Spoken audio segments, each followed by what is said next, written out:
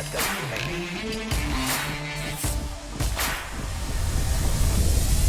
Flash is coming up at the top of the staircase. There's an easy kill for Hyper in a second and a third. Dark Zero in full control.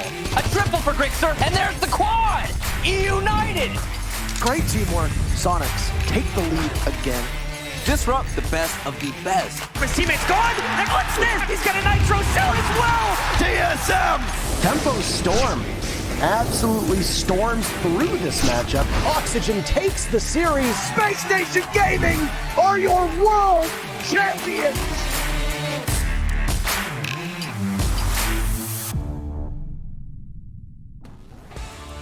Welcome to Playdate 3 of the Rainbow Six Siege US Division. eUnited versus Disrupt, and then Tempo Storm versus the Susquehanna Sonics.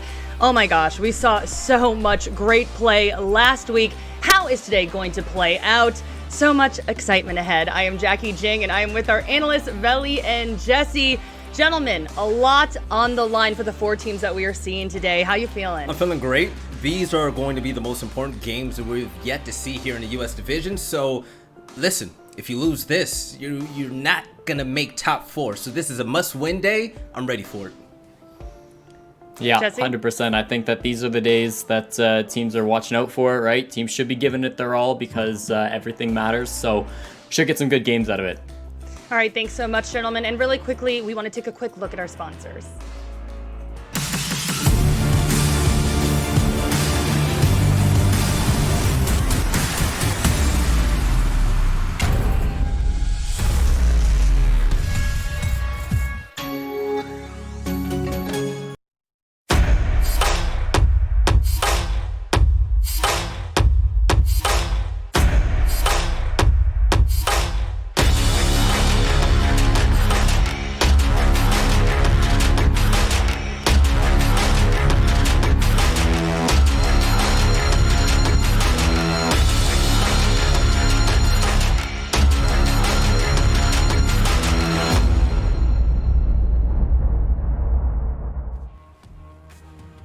Okay, gentlemen, let's get things rolling and take a look at today's schedule. We start with Group A, eUnited versus Disrupt, and then Group B, Tempo Storm versus the Susquehanna Sonics.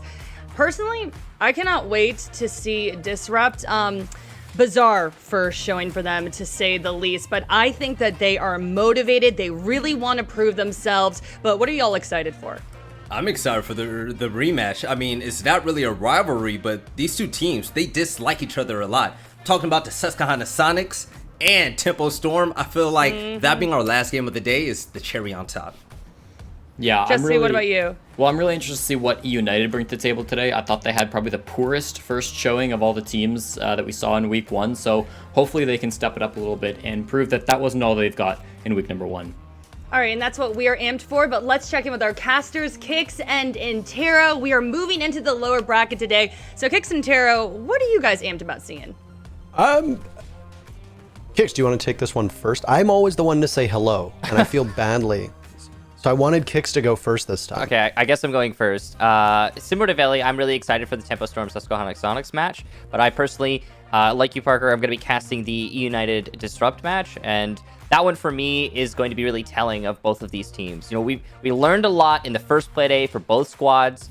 You're always going to have some takeaway from that, but when it comes down to these all or nothing type matches, I think there's more on the line, and it's a much more reasonable victory for either of these squads. We kind of expected both of them to get here, let's be real, but now that they are here, what is going to make the difference in this match today? That's what I'm most looking forward to. Yeah, for me, Disrupt is a team that there's a lot of question marks around. I think that they overperformed my expectations last week against Oxygen, and, you know, obviously there was that whole issue that didn't have to do with the gameplay itself that I think, unfortunately, limited the potential that we saw at a DG after they started pretty hot on that very first map on Kafe. So today is a bit of a redemption story, I guess, for them. And I think the general sentiment amongst most people that watch that matchup is that DG definitely has a higher ceiling than most people anticipated. The question is going to be, did they just match up really well against Oxygen? Did Oxygen sputter during a couple of those rounds and ultimately end up giving it to DG when they shouldn't have? Or is DG the real deal? And I think eUnited's got a big challenge on their hands this week. so much, gentlemen. We are going to let you prep for the match and come back to our analysts, Jesse and Veli.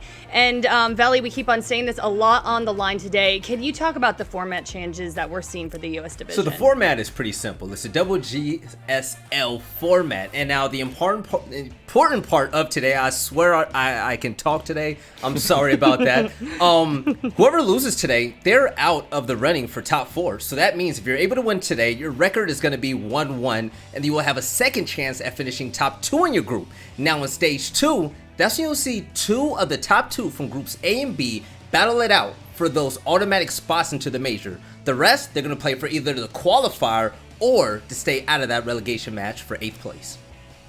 All right, and we really want to lay out things here so people at home understand. Let's talk about the action last week and why our teams are here in the loser bracket. So eUnited will take on Disrupt today. eUnited lost to Space Station Monday in 2. Thursday, Disrupt versus Oxygen. That was roughly a 4-hour series, and Disrupt could not pull it off in the end. Skin violations, all this stuff going on there. They lost 2-1. Tempo Storm will play the Sonics after that, and Tempo failed to defeat TSM 0-2 on Monday. The Sonics, they could not squeeze out a win against Dark Zero and lost 1-2 on Thursday. But now let's talk about today, gentlemen, and let's start off with eUnited. So they are coming off of a loss from SSG, but honestly, they didn't perform terribly against the world champs, in my opinion, and I actually think that they could line up against Disrupt pretty well, Veli. Yeah, I think United, they should have what it takes. What we saw from their last match against Space Station Gaming, going against a team like that isn't supposed to be easy, right? By losing 7-4, 7-4, it shows that United, they put up a fight. Now, the main question to me is if every player is going to really stand out this time around. And I'm speaking about Alfama. We heard a lot about him and his new role coming onto the team, but he didn't do too hot. I mean, we're going to be honest. I mean, Jesse, he wasn't good at all. No. I mean, he's put up the worst performance of NAL history, which that's not saying much. I know we're a week into the league, but still, he didn't perform well at all. And for him being such a big player, I think in the last half of Pro League Season 11, that was a big hit to eUnited. And I think a lot of people are going to look at Alfama and going to say, well, you didn't step up. You're the reason that United couldn't defeat Space Station last week. Alfama. But I think it really speaks to like a greater problem that United have in terms of their playstyle. They really do rely on like individual players stepping up and making big plays. And so all teams are going to have players that don't step up, right? Every player is going to have an off day. You just can't let that like ruin a match for you. And I think with eUnited's playstyle, because they're less team focused or less strat focused, one player going down like that and one player not showing up on game day really hurts them. So that's what we saw last week against Space Station. Hopefully for their sake, they've got Alfama onto a better sleep schedule or whatever they need for him. But yeah, if something happens like that again to eUnited, they could fall apart just like they did last week. And the reason why I really said Alfama right there is not to really try, dog on him and say he's garbage. We all know what Alfama's capable of, right, Jesse? We saw him in Europe doing his thing with Aces and the rest of those boys. But the thing is, in this new role, we saw Chala come in, play a similar role. He had a lights out day because of his fragging capability. I'm going to see Alfama really start clicking heads seriously for today's matches. All right, and really quickly want to take a look at their opponent, Disrupt. I'm Alex Retro Lloyd, and I'm the support. Shuttle Duggar, and I'm an entry. Nick and Jared Rapier, and I'm the entry. Reed Adams, I play support. Zachary Nix Thomas, and I'm the IGL. We are Disrupt Gaming. Inside the game, I'm the one that's making the calls, calling the strats, calling the rotates, making sure that all of the pieces that we need to win the round are in the right place. I'm usually anchoring in sight, and I'm usually like droning in the entries on attack. I'm actually full hard support player. I play Thermite on attack, Thermite, Hibana. I play Smoke on defense for almost every site. I'm considered more of like the veteran of the team because I have probably the most experience, along with Nix as well. Anything that I can do as a player and as a teammate to make our team better in general is what I strive to do outside of the game. Confidence plays like a huge role in this game, and the ability to do anything under pressure is huge.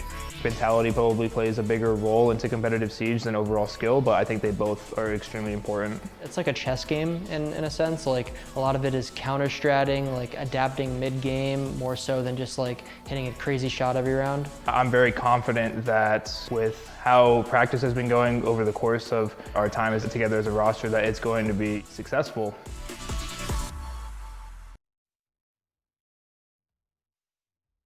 All I can say is skin violations, y'all. I mean, everyone was face palming. They shot themselves in the foot, but I really feel like they're going to be fired up. They're going to be motivated. They're going to want to prove themselves today.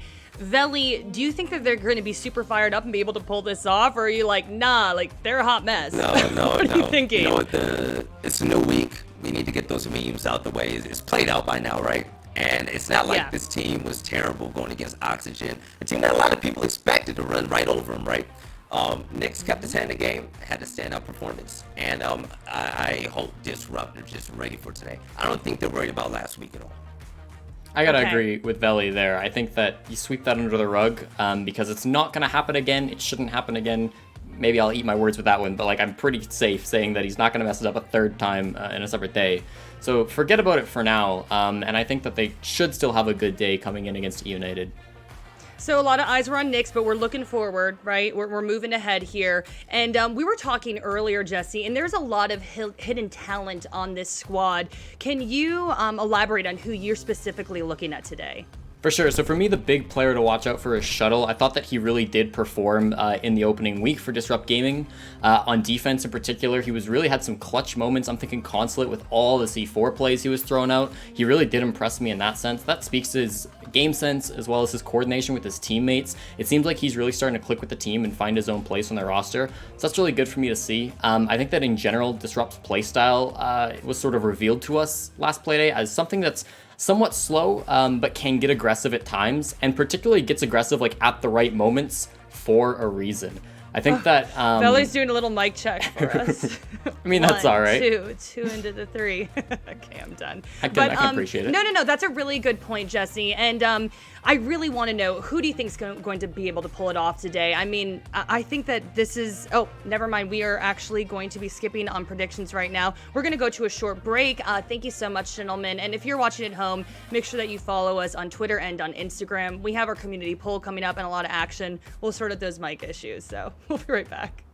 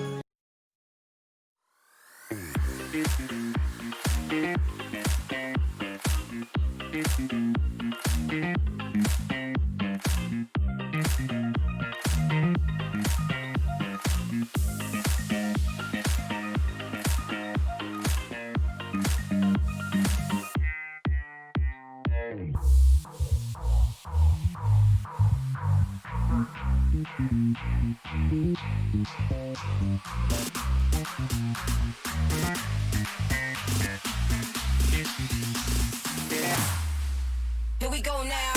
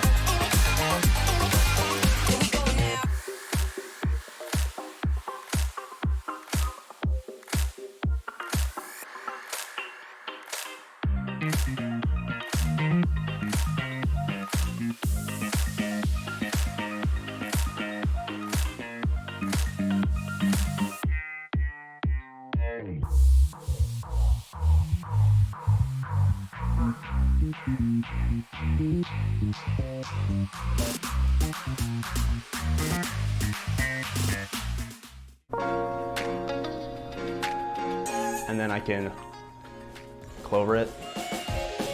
My role is kind of to direct the way we play, like on attack and defense. And out of game, I kind of work with the coach a lot in terms of preparation. I have some agility experience, which helps organize certain things with the team. And I have a lot of energy. I have a really good motor on me. I just go, go, go. I typically like to hide my drones. I like to position my utility in like off spots that people typically like will not look at. The fact that I've been running so much and I know the entry routes really helped me be a better entry fragger. Outside of the game, I'm just a goofy French guy that loves bread. Now we're all living together and we're doing things together as a unit, even outside of the game, and really builds up our team play. We read books together, we play games together outside of Siege, and we do play Siege together, and we have a pretty healthy working environment. This has kind of put us all on the same schedule, and it's allowed us to kind of have the same vision in more of a closed space. What motivates me is the idea of self-improvement and just the constant idea to get better. Kind of just be the best version of myself I can be. And until I get to that point, I'm gonna keep working. I just like push myself to like perfect my thinking in a way. Trying to work on myself and become a better human and a better player. I think that would be my best achievement.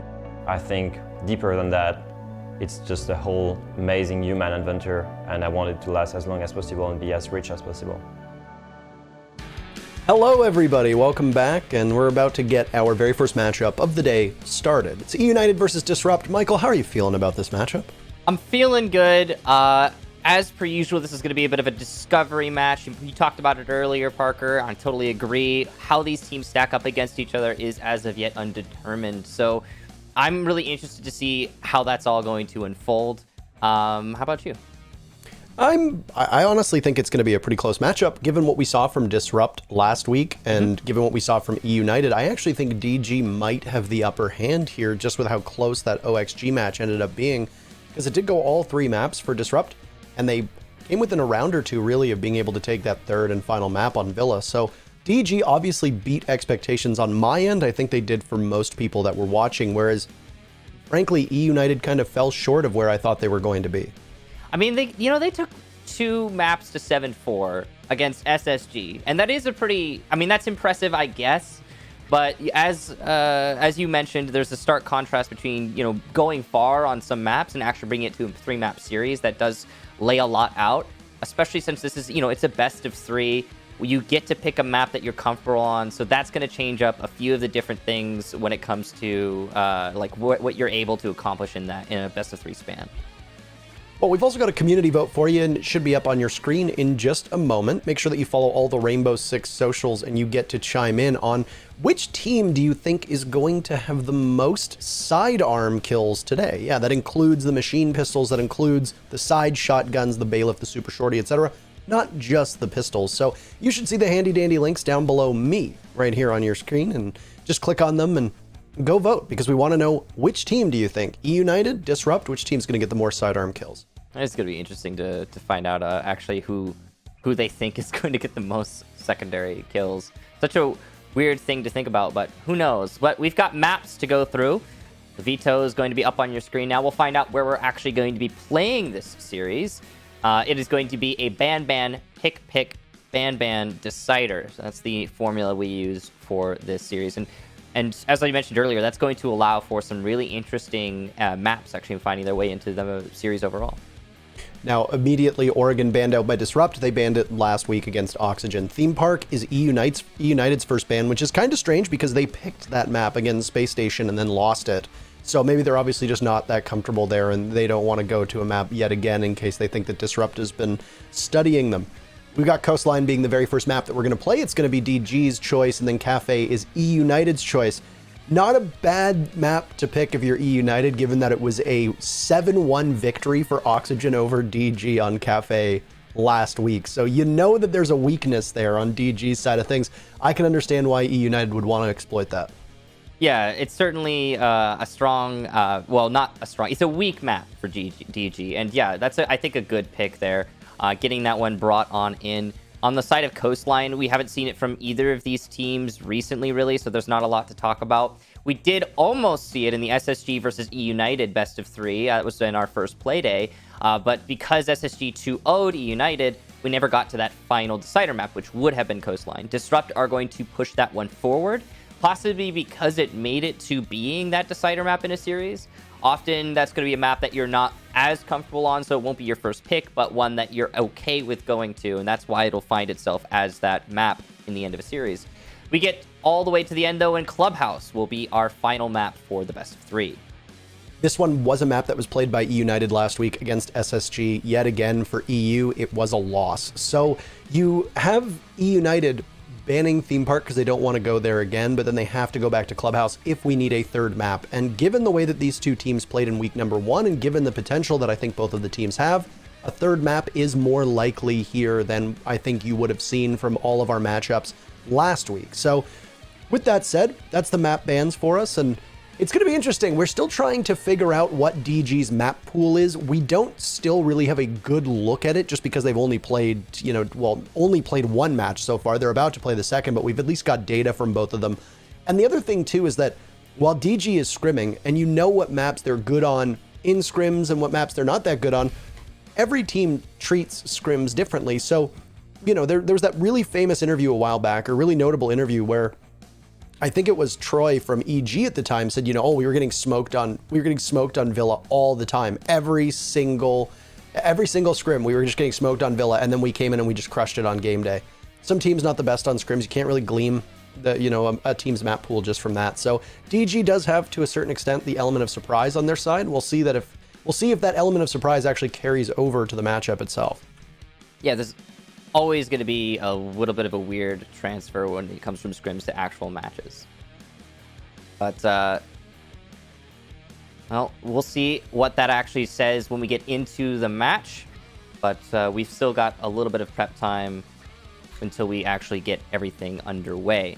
What we can say is, knowing what we're going into, we've got some maps that, while we don't have a whole lot of information on, I guess we're going to be finding out today. As I said at the beginning, it's a bit of a discovery day. Yeah, I mean, I think there's a lot of discovery to be had in North America, period. There's been some roster moves, even on the top teams. TSM didn't look as strong or as dominant as we've seen before when they struggled a little bit against Tempo Storm last week. The Sonics are, at the moment, a big question mark because they're without two of their main rosters, or two members of their main roster, playing with substitutes right now. Even DG made sort of a last-minute roster move, bringing on NJR just a couple weeks ago after, Drip/Yardy departed the team. So there's a lot we don't know about this lower half of the US division, and we're going to see it unfold in front of us as we continue to move through the next couple weeks. And there are questions that need to be answered, and it's always fascinating to see them develop strategies, to see teams develop synergy, and to be able to increase their map pool and all that over the course of a season. And I'm sure there's a lot of people who watch will go back to the start of the season and look at map scores, look at what operators are getting banned, look at what maps are getting played, and how teams are faring in the first week, and then compare it to the tail end of the season and see if there's been any real progress that have been made, because most teams get better, but some teams have gotten worse in the past. So It's very interesting to discover that, as you said, and that's exactly what I think this match is going to be a good point of. Well, I mean, it's going to come down to the format, right? We've got a different format now than we had in the past, as Veli was talking about earlier. It's a double GSL. Basically, depending on where you end up, things are going to start changing on how you're competing. The thing about that, though, is that there's always a good reason to compete in this new format, where there's only one team who's not going to have any action when it gets to the end, not going to be in a relegation position, and not going to be in a potential qualifying for LAN position. But all that said, we've got the actual match ready, so we're going to go ahead and load into map number 1, Coastline. And we'll start the ban phase off with Disrupt on defense. DG's going to be starting on defense for both of these maps, by the way. Taken out of the equation first thing. That makes sense. An operator that can bring a lot to Coastline. This is probably Habana's best map. As you may or may not know, Ace is not in play for competitive yet. He is still in, the pause, the wait until quarantine or whatever we call it, competitive quarantine. Yeah. But he's on the back, so he is not going to be a factor here. Given that Habana in competitive right now is the premier hard breacher for Coastline, because you could open things like that pink bar wall or whatever at a range. Thermite is less useful here because there's only a few walls where he can really actually get up to the wall and open it and be comfortable without getting eliminated. That's kind of how Coastline plays out. Now that second ban actually is quite interesting, Michael, the Ying ban, because Grixer was running Ying all the time on Theme Park, and as a staple operator, as we saw in Clubhouse as well, for eUnited. They really like putting Ying into the mix, and I'm frankly a little surprised given that it wasn't enough to tip the tide against Space Station, but definitely helped and enabled different styles of executes for eUnited, being able to take out parts and isolate certain defenders when they were attacking. So they've removed a good piece of their own arsenal, and that is a little perplexing on my end. So clearly eUnited are prepared for that, and they're going to have something else in their favor that's going to replace it. And I mean, hey, look at their lineup right away. You've got a Lion on the board. So there is some form of annoyance that I'm sure is going to be brought to replace that Ying. The last two operator bans, by the way, were Valkyrie and Wamai. For those that aren't paying attention to their screen, no Wamai is going to change up the way that Coastline plays as well, knowing how much is just dumped into the bomb site from the attackers. Well, they do have the Jaeger still, but there's so much utility that can be used to deal with those defensive pieces of utility that Jaeger can't cover it all anymore. So it is going to be a bit of a shoestring budget when it comes to that anti-throwable, anti-projectile on the defense. The Valkyrie ban makes a lot of sense on Coastline. This is one of her better maps. So this and Consulate are probably the two better maps for, maybe possibly best maps for Valkyrie. This is where she really excels. And another big factor is that, of course, as we've talked about, Echo is still banned. So you're not going to be able to bring him in these maps, and that's going to take him out of the ban phase. This is a run out from Nyx that will net a lot of damage onto Yeti, but no kill. Narrowly missing out on that opportunity. I'm sure Nyx is upset about that one, but he's got to know he did some damage at the very least. It's an impressive play there, Michael, as well from Nyx, and honestly inspires a lot of confidence. You can get away with that sort of play right at the start. It really gets under the skin of your opponents, and no doubt, eUnited is going to be maybe a little bit more patient with how they approach this map, just simply due to the fact that, hey, you've already lost quite a lot of HP off of Yeti. There's a C4 to connect, and Shuttle will open things up as there's an immediate response from the Lion. Goodbye to the Nomad, and eUnited finds themselves trailing. Can't even really call it an opening duel because the Nitro still going off below is huge. But sprinting right into the middle of the site is Alfama. You're going to need a big day from him. He gets gunned down by none other than the Maestro of Reed, as we call him, the body shot machine. So goodbye to the Ash, and eUnited really trying to set a fast tempo here. A minute has been gone, but you're in rough shape right now. Yeah, I don't know what exactly Alfama was thinking. He must have assumed that there was less coverage on site than there actually was. He did do some damage to Retro, which is, good for him. But that was the wrong call. Alfama was on an island, all alone, no support from his teammates. He should have waited. There's still plenty of time on the clock. The resources are still plenty solid for the attack. Alfama does not need to make hero plays.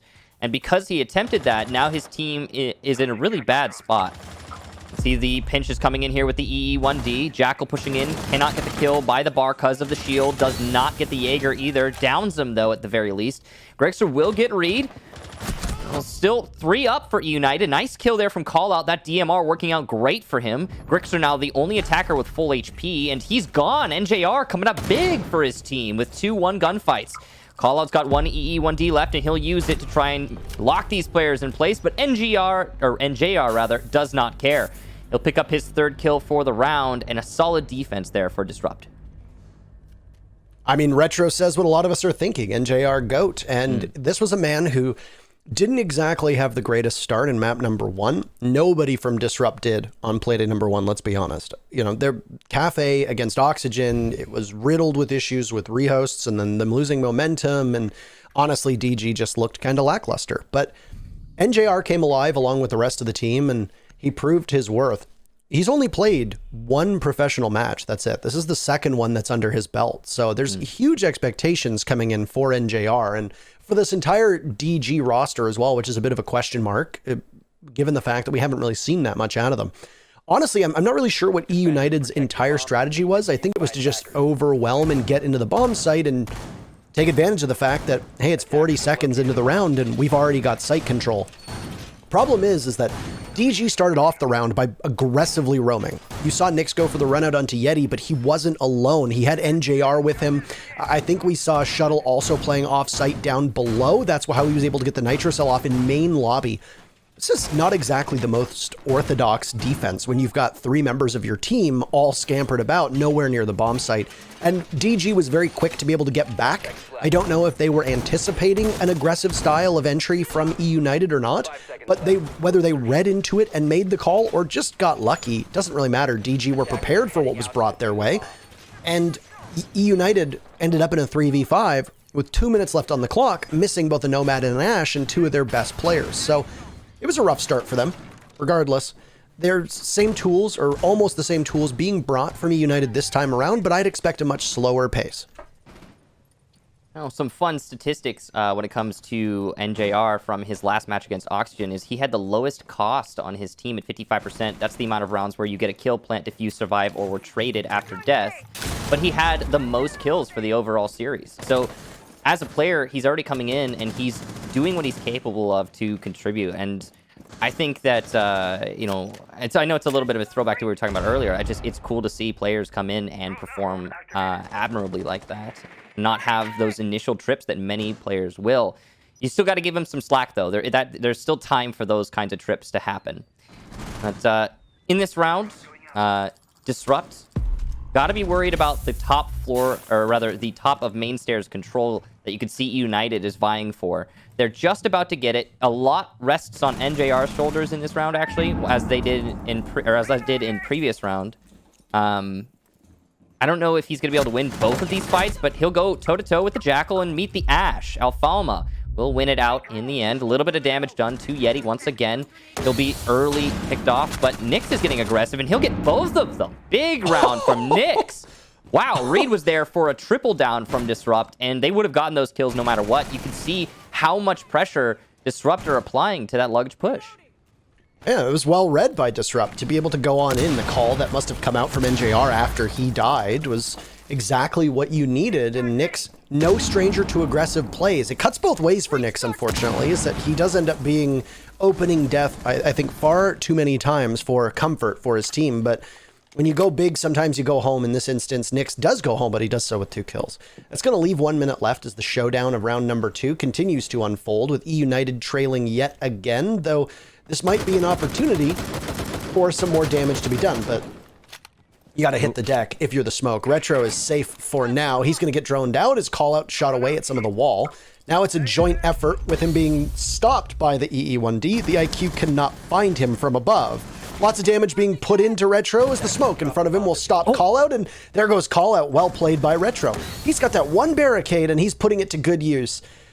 That's a huge kill there for Retro. That means that he's not feeling pressure from the service entrance door, and it also is going to give his team the man advantage. You can see now with 15 seconds left, eUnited are not sure what they're going to do. And as Grixer goes down, Forrest is well aware he's got no chance. Dropping into main lobby, Reed will pick that up, and the final kill for Disrupt. They will take their second round. Coastline defense looking really solid for Disrupt. A lot of that round came down to the luggage push from eUnited and how it fell absolutely just, I don't know, by the wayside. It did terribly. It's surprising, too, because the initial engagement suggested that eUnited was going to be able to explosively take control of main lobby staircase on the top side, and after they got that first kill, they didn't go for it. They didn't try to establish control. They just allowed Disrupt to push into them. And then after those 2 kills came out in luggage, there's no pinch from eUnited, so the roam clear doesn't find anything, and those roamers are allowed to fall back to site. What a well-coordinated round there from Disrupt, and I see the idea from eUnited, but the execution just didn't work out. Can we talk for a second about why Callout is bringing the DMR, the 417, over the V308 vector that usually Lion brings? Because I don't know if I've ever deliberately seen a Lion bring the DMR in professional play before. I feel like I've seen it one round where it was a mistake and then immediately switched to the V308, but... I mean, I'll be honest with you, Parker. I've been using DMRs a lot more lately. after their buff, they're so versatile. Like, I gotta say, you can do a lot of work with the DMR. You can open up those drop downs, things break faster to DMRs, you know, and you kill people so quickly. And we're not exactly in a headshot meta, you know what I mean? Like, it's not like headshots are kind of like an afterthought.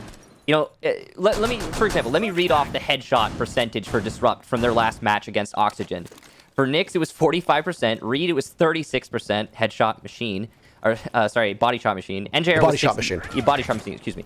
NJR was 68%. Impressive. Shuttle was 33, and Retro was 23. And does that mean that these are bad players because they have low headshot percentages? No, that's not at all. In fact, often your headshot percentage is like against what your kill death ratio is. Often you'll have more kills the lower your headshot percentage. So DMR, when it out DPSs, if you're hitting those body shots, can really be a good play. I want to take a second just to highlight what's going on with Retro right now, playing this rat corner and having 3 ADSs, all of which have been burned. So there goes a grenade. It'll do some damage, but not enough to kill Retro, who's currently overhealed thanks to the dock of Reed. He is playing to die at this point. Once again, behind that deployable cover, just simply waiting inside of Red. There goes his deployable shield, and he's just going to lie prone and wait to see if somebody can pressure him. There goes another Toxic Babe. 1 left for Retro to be able to hold off. About halfway through the round, give or take. That's not a lot of time for him to try and wait. There it goes. Last Toxic Canister. eUnited has been stalled out very effectively in this particular position. But who's going to be the first to go in and try to challenge? There it goes. He gets 1, looking for a second. 2 big plays. Retro with 2 kills. Nyx with 1 of his own. And eUnited totally falls apart trying to find some control as their entry towards the bomb site is shut down. Now, that was a really solid hold there from Retro, but more a disjointed push through the door from eUnited.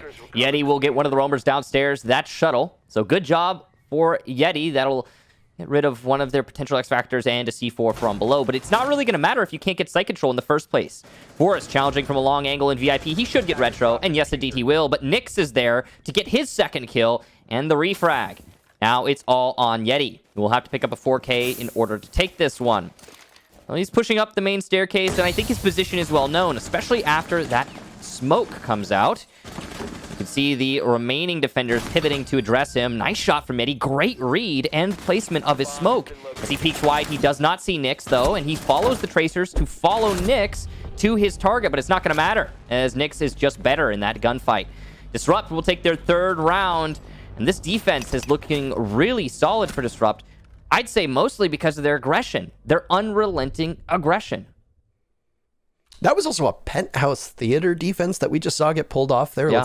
Let's not kind of glaze over that one, because I think I can count on one hand the number of times that we've seen that bomb site get defended in the last year. And not only is it defended, it's won by the defense. So completing the I guess the tour across Coastline here, the world tour, Disrupt is going to now defend Blue Bar and Sunrise Bar. That's the 4th bomb site that they're going to in 4 rounds. Very impressive stuff. And I mean, I think this is a bit of a statement, honestly, from DG. That hold inside of guitar, as they call it, or record, depending on what you want to refer to it as, Hall of Fame, etc. This is one of the, by the way, this is one of the maps that I think they have the greatest diversity of calls, just as a side note. But Coastline, it seems like everybody calls things differently. But anyway, we haven't seen that style of defense very much at all. And it was pulled off really well. There was a Wamai ban, obviously, by DG, so they knew that they were going to play it without the second anti-gadget, anti-projectile operator in play. They were just relying solely on the Jaeger. And eUnited through 3 rounds hasn't really looked like they were comfortable attacking anything. DG has just simply run over eUnited through these 3 rounds. And it's not one of those situations, Michael, where it's 3-0, but a couple rounds could have gone either way. These were 3 very definitive rounds for DG so far, and they're looking mighty good. Now, I mentioned it earlier. Oh, I love this. Look at this setup. I'll get sidetracked later, but this is just something special. Retro has been given this job time and time again. Every round, it's like, Retro, man, just hold this corner, hold that corner, do this thing. The crazy thing is, Thatcher isn't banned. He could be brought, but he's not getting brought by eUnited. Thatcher would get rid of all of those ADSs and make this a suicidal hold for Retro. But he's not here. Anyway, as I was going to say, every round I'm seeing eUnited set up their attacks, and I'm seeing the strategy formulated, and it's it looks interesting, it looks solid, and then it never works. And I think a big part of that for me is the way Disrupt is getting aggressive. They're holding for each other. And JR will get one onto Alfalma, but Yeti does get the player inside of Kitchen. That shuttle gone. So good job to NJR for making that not a complete waste for Disrupt. No double down on the engagement, though, from Disrupt. I expected them, well, I half expected them, I guess, to push into Kitchen and try to retake that. The smoke, though, from Yeti dissuaded the retake of Kitchen and resulted in a equal man count. Grixer, though, will change that quickly as he eliminates Reed. That's the dock gone. Of all operators, that's a rough one to lose. Retro, possibly the only other one that would have been worse. Is he can heal up your team and keep you in the fight when you shouldn't be. Shuttle's only contribution so far in terms of the scoreline came at the very first kill of the very first round. Since then, he's been awfully quiet, but his team hasn't needed him given the dominance that we've seen from Disrupt. With that, eUnited takes the lead in terms of man count, with still plenty of time left to go for them, so they can take a bit of a pause and just wait to see if somebody from DG is going to commit a mistake. Young teams and experienced teams are prone to doing just that. Also, I like to note that right after the pick that we saw from eUnited, they immediately used the Lion Call. Why was that? It's to prevent DG from being able to get the refrag, and through 3 rounds, we've seen Disrupt be much more precise in trading out after they lose a gunfight. And yeah, you can be a little bit skeptical of the Lion being brought. You mentioned how a Thatcher would be really effective here. I totally agree with that, and might even be more effective than the Lion that's being brought. At the same time, that's just speculation on our part. Yeah. Here comes the entry, and NJR once again really putting up for his team. There's his 3rd kill. Impressive stuff. The man is just running around the map and fragging out. 3 in this round and 6 total over 3 rounds. Well, 4, I guess. Retro gets taken down, though. That's big. He was playing in that pocket position inside of B.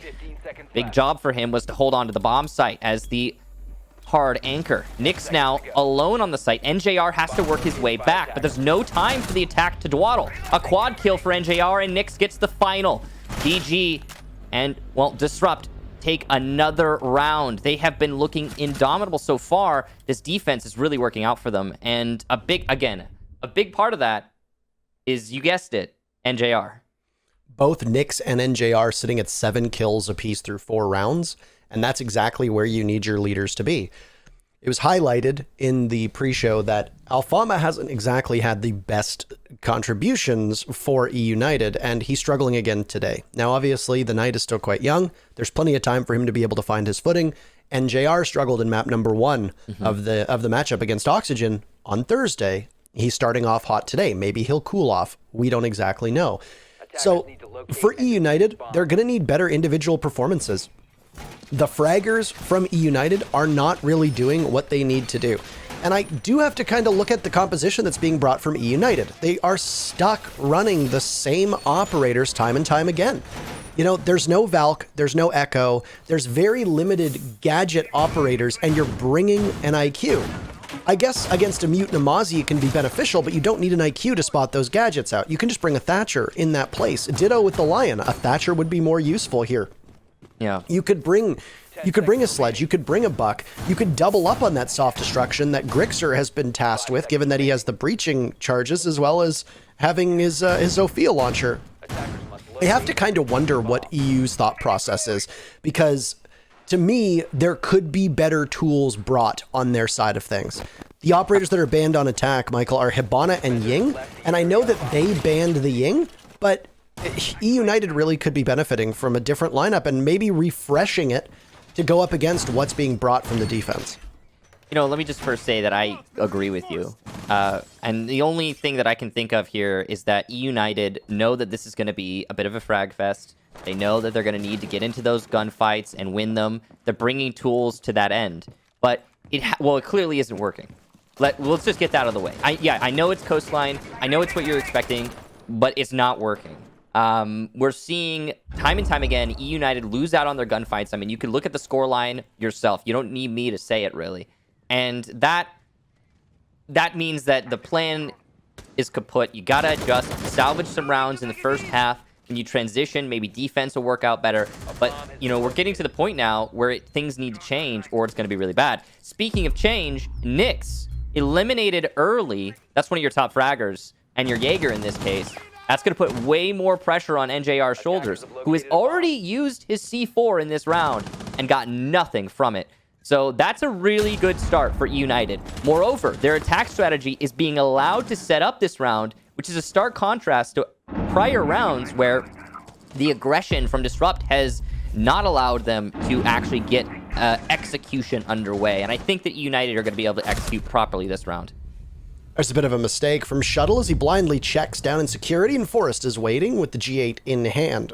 Talked about the limited gadgetry that IQ brings, but she brings the G8, which is exactly what a lot of people need. First kill for Disrupt's going to come in from Reed. He gets traded out from Grixer, so eUnited poised in an excellent position. What a missed opportunity from Retro as he tries to smoke away, and he totally fails to stop Callout from being able to get that diffuser down. More will be on the shoulders of Retro, but he gets killed from behind as he goes frag chasing towards the top of Cool Vibe stairs in the very first round for eUnited. Takes a while, but comes in round number 5. So we said that, well, I said that things needed to change. And, well, while the composition of eUnited's lineup did not, their performance in the round certainly did. It all started with Yeti getting that early pick onto Nyx. He was playing some bullet holes, kind of dangerous there for Nyx. And that's a really great start. That put them in a good position. But after that, the kills just started rolling in for eUnited. Now, we've seen a couple matches that end up playing out like this before in North America, where it's, you know, you're relying a lot on your heads-up gunfights and just being able to win those. And it looks like one team or another is just outright taking a round or outright taking a match when they're winning those gunfights one after another. The lack of utility play going on here is definitely notable. And we started with pointing out the lack of, you know, how Thatcher isn't really playing a part in this, right? But there's other points to take a look at as well.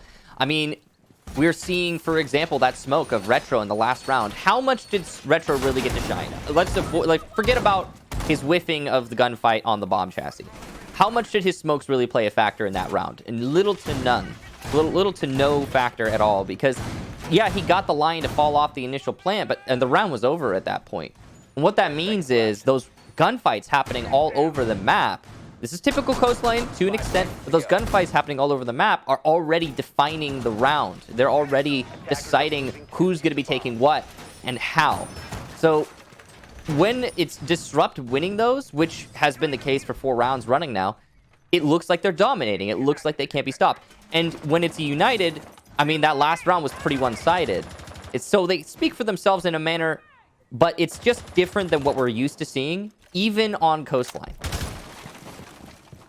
I think you need to put that a little caveat in there about Coastline because it plays out so differently from the other 6 maps that are in the map pool. So people need a constant reminder that, well, you're not expecting anybody to bring a hard breacher, which is why, you know, with Hibana being banned, she's really the only operator that we see brought. Some teams might try to pick a Thermite depending on the bomb site, and he was far more prevalent when Penthouse and Theater was actually in the meta, but now no teams go there. Well, I guess DG went there for 1 round, but so I mean, other than that, you're not going to see it all that often. The final defense, though, for Disrupt here is going to be on Kitchen downstairs, and you can see from the setup of the defenders that it's going to be over top of the bomb site, not next to the bomb site. Some teams will instead defend Sunrise and Blue Bar and might even play over towards Lobby. Not the case right now with DG. They're going to be playing up top as if it were a Penthouse Theater setup. Reed is down below that, and he can try and hold Courtyard. So they at least have 1 member of Disrupt that's off-site. And it pays off really well. Watching Courtyard, down goes Yeti. He's being guided by a Mozzie drone, and the follow-up might not be present from Forrest. So Forrest is now bringing a Twitch. So he's just playing operators for the guns, Michael, because he was with the G8 before on IQ, and now he's got the F2 in his hands. It's clear that for eUnited, they need that something to kickstart their offense. We've also got the mirror windows to deal with. So maybe if you can get the drone in position, but that so rarely works. So yeah, it's for the gun. I love the setup here from Disrupt, though. The mirror window covering the main lobby, allowing Reed to play in that main lobby, which applies pressure to the blue bar in turn because of the holes that were opened up in the blue bar floor. Twitch drone missed the opportunity there. Nice coverage from Shuttle. A trade between Alfalma and Nyx. We didn't get to see it, but they'll just balance each other out. Still main lobby control for the defense. You can see how frustrated Forrest is. He wants to apply pressure to the side of the hold on the site, but he cannot do that because of that main lobby hold. And JR will get call out upstairs through the kitchen window on this pre-made angle from Disrupt. And things are looking desperate for eUnited. Grixer and Force, the last two alive. Down goes Retro. They'll have to retrieve Diffuser, which is outside. It's not going to be easy. Missed opportunity there for Grixer. He just does not land the shots. The ADS preventing him from stunning his opponent. He'll take the gunfight and lose it. Disrupt. Clean up shop. Shuttle will get that final kill with the pistol of all things. I think that's the first pistol kill I've actually seen for a Mozzie. I was about to say, Mozzie used to have the super shorty. Is that the first Mozzie pistol kill that we're witnessing at this level? I mean, for me, it is at very least. I haven't, it doesn't come to mind for me outside of that kill. So, I mean, I'm sure somebody will correct us at some point. They will come in and say, hey, it actually did happen. And I'll say, I apologize for not knowing better. But now that we switch sides here and DG goes on to attack, they are going to bring a Thatcher. Excellent. That's what we'd been harping on eUnited from doing before. And I think it's a wise choice. Coastline is a weird map where teams kind of settle into their attacking lineup and then don't really deviate from it. You know, if you remember, there was that phase nip match at the 6 Invitational where there was a Valkyrie being ran every single round. Cams were being thrown outside, and I think it was Nip just did not ever run an IQ despite her being unbanned. And I remember you descending into madness as round after round after round, you kept saying, please bring an IQ. Why are you not bringing an IQ? It was hurting them so much.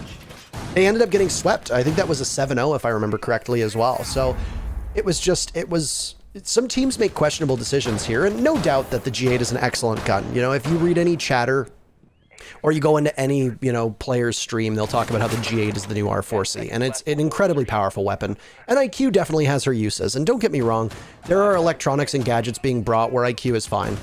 But there's not so much that is absolutely necessary. You know, you're not seeing teams run a Vigil. You're not seeing teams run a Pulse. Right. I mean, in this case, Alfama's got a Vigil, but it's the first time that we're seeing him. And, you know where the evil eye cams are. You don't need an IQ. There's no Echo. Valk is banned. So could that IQ spot be going to better use? Yeah, absolutely. I think it could. And I'm glad that we're seeing DG run a Thatcher. It's, it's one of Reed's and Retro's common operators. So expect to see that quite often, if not every single round. And it's at least put them in a better position, I think, than we saw out of eUnited for the previous 6, just given the fact that these setups are going to require EMPs to deal with. Repel pressure applied here. Grixer gets shuttle. I'm not sure where exactly, but it looks like big window repel. Yeah, look at that. He just repelled up, punched the window, died to Grixer. Great reaction there from the smoke. Your hard anchor in the sight. That's the sort of kill there that's going to stop the attack from doing the punchy play it was trying to pull off. You saw that Disrupt. We're just trying to apply pressure from all the windows all at the same time. Hope for a pick. Did not work out. This is an old strategy. IQ hunts and Thatcher kills. Electronics dealt with in the site. That'll make the site clear a lot easier. The aggression from Nyx is shut down by Force, which is in turn shut down by NJR. Well done there to both of those players. Nyx maybe a little bit of an overextension, peeking wide in the bomb site. That was dangerous. One thing I have to talk about here is Disrupt on attack and defense. Their ability to force those refrags to not let a kill go unanswered has been pretty much perfect, except for maybe 1 or 2 rounds in the previous half. And I'm impressed by that. So just over a minute left to go here on the very first defense for eUnited, and they're in pretty good shape, or at least better shape than most of the rounds that they were on attack, hoping to not have Disrupt go to match point because they are 1 round away from doing that, and 2 rounds away, frankly, from ending this first map. Of course, this is DG's map, so you expect them to do well here, but we've seen expectations get flipped on their heads previously. Yeah. Well, Vigil play here is going to slow down the drone clear, and IQ is at least here to call that out. I think he maybe spot. Oh no, it seems he didn't spot Vigil's ability being used, and Alfama has positioned himself behind this attack. It's very dangerous for Disrupt. There will be a drone, so at least the call will come out. The Vigil ability does not mask the sound, and the drone is placed directly in his path, so he's going to give himself away when he goes for this flank. And there he goes, 20 seconds left. Will somebody be able to catch him off guard? Alfama needs to come up big, and the answer is no. eUnited, just like that, takes the round with 3 very quick kills. 3 different members of eUnited as well. As Grixer had started the action, he'll end it on this round. No match point for Disrupt yet. Grixer, one of the finest players for all of eUnited last week, and he's showing up big today. Now, that was a solid defense there for eUnited. A big part of that comes down to the same thing we were seeing from Disrupt. So on defense, what was Disrupt doing? They were getting very aggressive. They were taking fights to the enemy. They weren't letting kills go unanswered.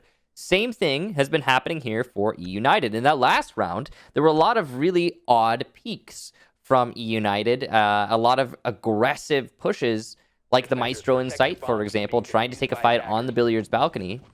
And they somewhat worked out, mostly did, especially when it comes to fights in the building. Once again, those off-site fights working out for the defense, resulting in them taking a round. They're going to set up this site in the same way we saw Disrupt set up in that last round of the first half. The mirror window facing into the main lobby, allowing for extended play in the main lobby from the defense, which is going to, in turn, apply pressure to security, garden, and the blue bar, which is getting opened up right now. Continuing on with the operators that we see being brought here, because I'm going to obviously harp on it. Well, my ban from DG means that you can really load up on operators that excel at punishing any defense that doesn't have a suitable amount of utility. In this case, one of the best operators that they could be using is Capitao. The ADSs don't catch the Capitao arrows. True. I think back to what we saw out of EU on attack and now DG here as well. A Capitao would just simply cut through all of this and would work out really effectively. Ying would be great as well. Obviously, she's banned, so you don't need to worry about her too much. But Zofia and Ashe are going to be your lifeblood when it comes to being able to take all this out. Even in this case, though, DG doesn't want an Ashe. They have the Zofia march on in, and they'll just rush for it, trying to play through the metal bars. But right now, Grixer is just doing a lot better of a job, just tearing through every single member of GG. He's got Alfama by his side, and just like that, you have completely neutralized the push from Disrupt as they find themselves staring down double numbers. There's 4 members of eUnited versus 2 of DG, and there's still 2 minutes left in this round. This has effectively ended any chance of DG winning unless we see some absolutely remarkable comeback. But trying to attack over on Kitchen with mirror windows up and Maestro Cam still up, you've got just a Sledge and a Thatcher. This can be mighty challenging. We'll start off all right, though, for Nyx as he nades Alfalma, who I believe was playing the mirror window. Well-placed nade. Yeah, you could see the explosive residue there on the floor. Well-placed nade by Nyx, but it's not over yet. They still have to find 3 more. Grixer was an absolute menace in this position the last time Disrupt tried to push their way through service entrance. We'll see if he's going to continue to be that. Now, he will incur a lot of damage from those shots through the wall. That's very dangerous for Grixer.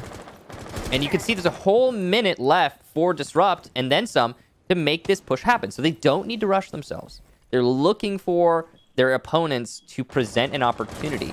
That damage done to the 3 armor of Grixer, rendering him a 1-shot kill, was an opportunity in of itself. Because it will mean that any gunfight Grixer takes in the future will likely have to be a headshot, or it's unlikely to win that gunfight. Now, this is important. Top floor pressure being applied. Grixer gets downed as well. I'm not sure what by, but it looks like Retro's an upside down repel. That's huge. With Grixer down, he'll need to be saved by one of his teammates, but he's going to be finished off by Nyx, who gets his 3rd kill of the round. Suddenly, this is looking very winnable for Disrupt. There's still drones left as well, and they're going to utilize them to try and determine the location of the 2 remaining members of eUnited. The other thing that's going to work well for Disrupt is that they don't have to grab the diffuser. They already have it in hand, so if Nyx goes to plant, if there's no intel to provide to either Forest or Callout, then eUnited might not be aware of it. And there you go, the plant going down from Nyx, some damage being done. This falls all on the shoulders of Retro. Nyx only a second away, but no, he misses the opportunity. Nyx down for the count, and the crossfire established is Retro's undoing. 5 seconds left, and no member of eUnited is going to peek until they do. Forest swings out, claims Retro. Man, that was so close to getting the diffuser down, but well played by Forest and well played by eUnited for them to pick up their 2nd round in a row. Well, Retro had 2 angles to cover there. He only saw the one, he only covered the one. Unfortunate that it pans out that way for Disrupt. I gotta say, I don't know how you feel about this one, Parker. It's a small thing, but I think we probably should have kept Nyx on the cover and had Retro go for the plant in that kind of scenario. I agree with that. Little bit of a nitpick, but I mean, Nyx had 3 kills in that round. He was hitting his shots.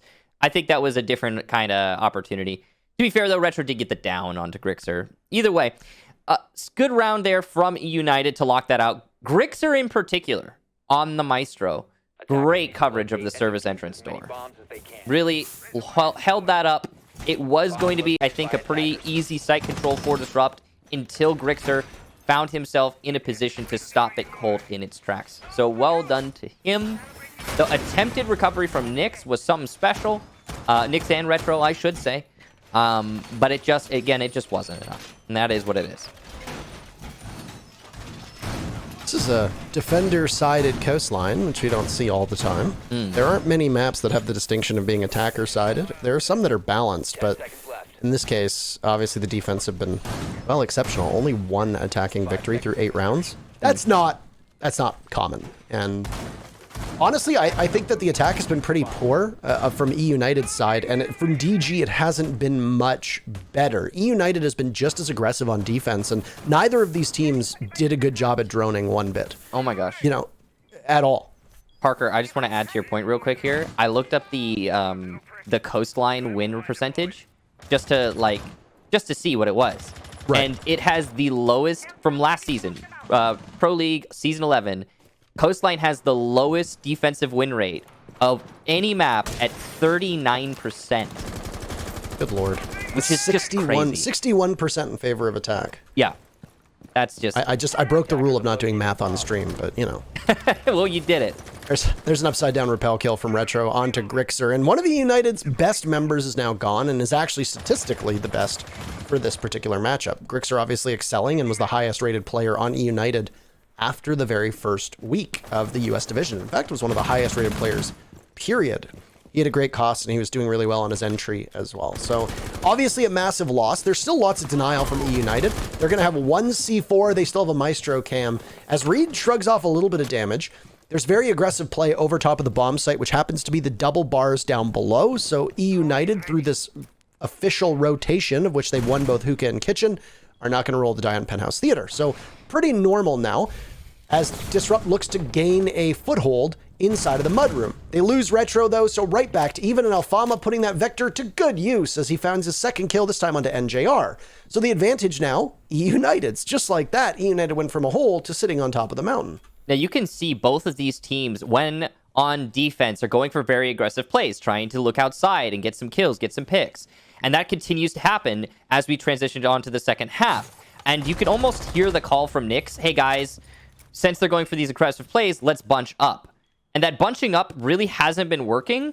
I get the idea. It will equalize here at the very least for Disrupt. They brought it to even man count, but Alfama's going to get his third kill by the Sunrise Bar and almost gets the fourth, but Reed is just better as he vaults over the bar itself. Shuttle, going to need to go for a plant. It's Forrest and Yeti now in the 2v2. Reed will eat some damage from the Evil Eye, and the HP was called. He'll be finished off by that Evil Eye in all likelihood. But nope, maybe saved. It doesn't matter. There's the final kill from Forrest, who shuts down that push. A great hold there for eUnited. And yeah, I just want to touch on, briefly, Disrupt. Yeah, they're bunching up on all their attack rounds. You saw it in the last round. You see it in this round. They've bunched up. The reason they're doing that is they're trying to directly respond to the peaks outside, through the windows, the aggression from the defense.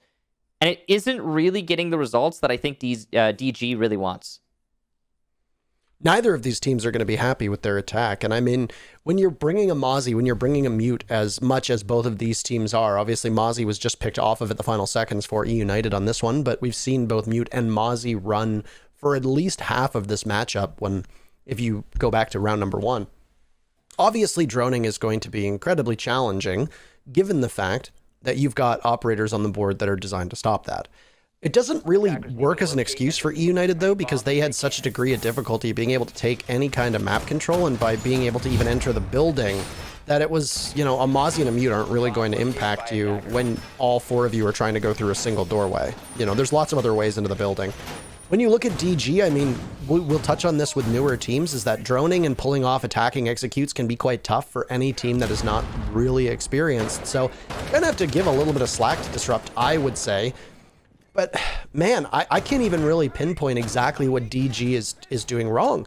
When you look at when eUnited was on attack, it was very obvious. But DG are trying to actively correct their mistakes. I really like the Capitao pick here, for example, because Wamaya is banned. Those arrows from Capitao don't have to worry about anything. You can just shoot them in with total impunity and really not sweat them being caught and becoming ineffective. Additionally, it also brings smokes for you too. So Disruptor trying to change things up, but right now it just looks like the defense are far more comfortable, and both of these teams are struggling with droning, struggling with communication, and struggling to even get in the building.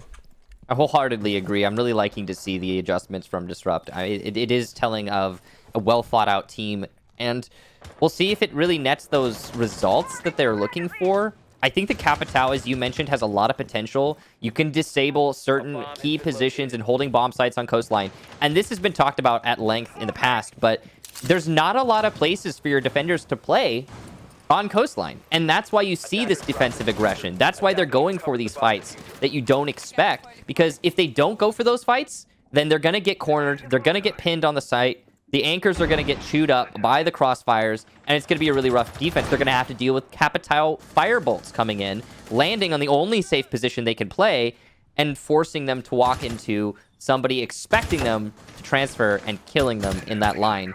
It's not an easy thing to be a defender on this map, and yet we still have a mostly defensive-sided map.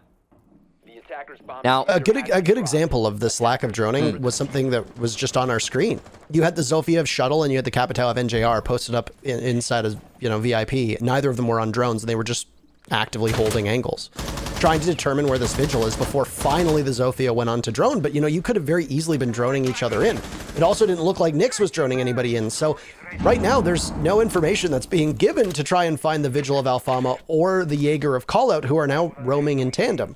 And one of the things that I don't want to overlook here is that Alfama had a miserable first playday and didn't have the greatest attack, but on defense, he has come alive and has been very close to overtaking Grixer on the scoreboard for eUnited. And if Alfama continues to play that way, well, it's going to be tough for them to lose. There goes a fire arrow as Nyx gets a kill, along with Forest and Yeti. NJR finds one of his own, and just 80 bullets being poured into the abyss. But the Capitao of NJR able to trade out on Forest. Here goes NJR, though, to Alfama, who's managed to come back. Nyx is on the ground, so it's Shuttle in a 1v2, but does he know the positioning of these members? There's one on Cool Vibe stairs. He'll see the head for just a second if the Jaeger pops up. No hesitation from Shuttle. If he pushes up, he'll be able to see the Jaeger first, but he turns for just a moment. This is a tense moment here. Does he go for the reset? Vigil doing a lot of damage, playing around the barrier. Down goes the Jaeger. Shuttle looking for a huge clutch, and he'll get it. Disrupt onto match point. What a play from Shuttle. My goodness. Inhuman reactions, Michael. Beautiful play indeed, Parker. Shuttle locking that one up. He had no right taking that 2v1, and yet he managed it in the end. You really got to commend that. And you know what's an interesting part of that play? The downed, I believe it was a sledge, the downed player on attack by the pink bar, who dodged all those bullets from Maestro's Alda, who somehow persevered despite the Vigil crossing in front of him, called out Vigil's play. He called out Vigil's vault into Hookah, and that was why Shuttle repositioned. That's the only reason Shuttle was confident in moving away from the hallway, because he was worried. Shuttle was worried about the player pressuring him from billiards or the pink bar. But as soon as that rotate was called, as soon as the Vigil went into Hookah, Sledge saw that, and he's like, hey, they're all north side. Shuttle was allowed to reposition, establish cover, and dictate the engagement. He separated that 2v1 into two separate 1v1s. Beautiful play there from Shuttle. Great information relay from his teammate, and wow, Disrupt match point off of that. 10 seconds to go. And that play from Shuttle is going to end up masking as well what was not the greatest entry from Disrupt. And I know that we start to sound like a broken record here because the attackers have not looked fine at all over, over the 10 rounds that we've seen played. Yeah. But honestly, I think it needs to be repeated as long as it's happening. And in this case, the attacking teams have not really given us anything to be hopeful for whatsoever. So an outstanding play in the dying moments of a round by Shuttle aside. This has been the defenders having the ball in their court. They will continue to do so, and I have no reason to not believe that we're going to see it for round number 11. back to the same bomb site that eUnited was just on, which is Hookah upstairs. And they're going to sit in and be enabled by a mute this time instead of a Mozzie. So you're still going to have the challenges for Disrupt in droning. Couple that with the Vigil who was roaming over towards the penthouse side. And, well, DG will have to be better in this round than they have been over the previous 4 as to how they collect information on the defenders. Yeah, that drone work has been key, and you brought it up earlier. It's not been the best so far. Speaking of, Nyx is going to walk in, and he just didn't know that the drop-down was open, which allows Forrest to down Nyx. Now, Nyx is likely to be recovered, but at the same time, he's going to be really low on HP in future engagements. Reed, though, pays back Forrest and then some, as Forrest is just annihilated on that upside-down rappel. That's a C4 gone. That's a whole player gone. Alfalma, at least, is going to get on to Retro, and this is half the rounds left still. We're seeing these skirmishes come out in force from both teams. Neither one allowing the advantage to linger in the other team's court for too long. A bomb has been located. And it's a big loss for both teams, obviously. Forrest had taken the lead, joined by Alfalma there as they both break double digits. Nyx had broken it earlier in NJR, so it's a story of carries from these teams as we've seen some significance revolving these impactful frags on the scoreline. A minute left with Disrupt looking to win their map, and they have everything in their favor to do so. 4v4 Nyx had been picked up earlier, as you noted. So a lot of calmness and just a lot of patience from both of these teams. You can't hold angles indefinitely. I'll have to grab the diffuser on Disrupt side as they look to break the ADS, and what a shot from NJR. Beautifully done onto Alfalma. DG with the advantage now, and that diffuser is still surrendered and will need to be picked up at some point. Coverage towards Cool Vibe stairs from the Jaeger, who can also rotate into the B-bomb if need be with the A1 within striking distance. This is the spot you want to be if you're call out. NJR just waiting and biding his time for that toxic canister to dissipate in front of him. And then on Cool Vibe stairs, as we'd noted, the Jaeger can cover that side. Well, he's going to have to, because 2 separate members of DG are looking to barnstorm their way in. They're going to have to hurry, though, as there's only 15 seconds left. The Jaeger's rotated down. Callout wins the fight against Shuttle, and now Cool Vibes is his. But he's not going anywhere as Nyx is the coverage. NJR getting that diffuser down. DG need to be better with how they hold on to this. Crossfire established. DG in a 1v1. Timer almost done. NJR looking for heroics, but he gets downed. Yeti should win that fight, no problem. We're going to need 12 rounds to solve this one. Oh my, the disrespect. And Yeti with the disable as well. Round 12 on the docket, Michael. Will eUnited pull off the comeback and send us to overtime? Or will finally we see a third attacking round victory? I'm not sure, Parker, but what I can say is that round had a ton of depth. Possibly the most interesting round we've seen so far in this match. It all started with the play from NJR. He masterfully pushes Alfalma to rotate to the blue staircase, obviously assisted by the grenades that Nyx threw out.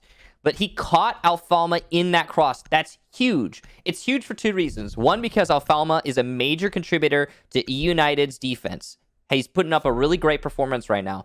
But 2, because it frees up Vase, that position that Alfalma was trying to play.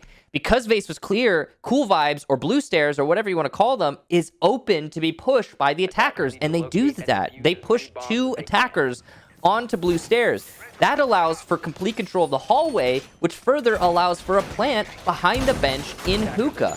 Masterfully done there from Disrupt. I really have to commend NJR for his control of the angles. He was throwing stuns and still controlling that rotation that Alfalma got caught in. Well played to him in particular, but well played to Disrupt as a whole. Nyx as well. After the control was established, Nyx played on those blue stairs, and he not only stopped Callout from rotating up from blue stairs, who could have been the hero for his team, but also managed to cover the hallway as the plant was going down. So massive props to both of them. It's a beautiful clutch up from Yeti to bring that one in, though, for eUnited. And you really got to commend him and the rest of his team for not letting any of DG's movements go for free, because every single play that DG made, as impressive as they were, cost them something, usually a body, and that's because eUnited are unrelenting in their aggression on defense, as were DG on the first half, and you gotta respect that. So an important round here before we see if we need 3 more to determine this in overtime. There's still 2 more maps to go, so don't get ahead of yourselves here if you're a fan of either of these teams. I'll remind everybody that this is Disrupt's map. We have Kafe up next for eUnited. And DG will look to take on a kitchen defense from eUnited. Still, this is DG's map to lose, at least at the moment, given that they are on match point. Forrest is sitting inside of Sunrise. He's actually quite safe, but there goes a grenade in front of him, and it takes away just a small bit of HP, but he's able to get out of there without surrendering anything more. Unfortunately for Disrupt, Nyx vaults in a little bit too late. He could have possibly secured the kill on that end. It had been better coordinated, but as it's the same old story that we've seen time and time again, the drone work from both of these teams has severely lacked the punch that we're used to seeing at this level. Yeah, the information is lacking, that's for sure. I think again, it's coming down to a lot more of those just face checks. And thus we're seeing a lot of these rounds be defined by the face checks. And when it actually turns into a fight, who's taking that often turns into who's taking the round. Now, I know that sounds simple, but it really is a little bit of a, I guess, distancing from the norm, which is usually you're going to have full information before you go for that execution. Again, a big component of this is Coastline, so keep that in mind when you render your judgment on these teams. Now, it seems like eUnited still have their extended control. The mirror window is working really well towards the main lobby. Call out playing by the main staircase. DG, though, not stressing that. They seem to be focused primarily on the A bomb site. Now, with only 50 seconds or so left, there's no picks from either team. This is the slowest round we've seen from either of these teams so far, really. And it seems like DG isn't even vying for control on many of these positions. NJR is the extent of the, non-linear, as he is the only person going for a push-in through service entrance, trying to pinch his opponent and enable his teammates to plant. There it goes, though. Retro getting the diffuser down as Callout finds his 4th kill of the matchup. Shuttle with one of his own. eUnited will need to stop the plant from going off, but won't be successful doing so. So, Disrupt, your objective is met right now. Mirror on the stairs, punishing Retro as he ascends Cool Vibes without knowing, but there's a Claymore there! Does it get the mirror? Does Alfama spot it in time? It looked like he almost hit it. He manages to punish it. And now on Cool Vibes looking for more. He'll descend the stairs with another and get the down onto the IQ. Shuttle gets a kill onto Callout. That's Cool Vibe stairs control. The Mira waiting, but caught in a crossfire, and there the Maestro will go. NJR will need to stop this. He vaults on in. Can he get the Maestro in time? Lots of damage done. Yes, NJR in a 1v1 with the Mira up. And there you go. Disrupt will take it, and their newest member putting in so much work. Heroics from NJR, and Disrupt will take just the 3rd attacking round. And with it, they'll take map number 1. Man, I am just so impressed by NJR's performance in that round, in that match, but also Nyx's performance, who came in big for his team. Both of them putting up amazing jobs. Nyx with 14 kills, NJR with 15. But wow, just impressive stuff from the team as a whole. There was some good performances there, and there's a lot to break down from our analysts. But before we get to them, we've got a short break for you. We'll see you in a few minutes.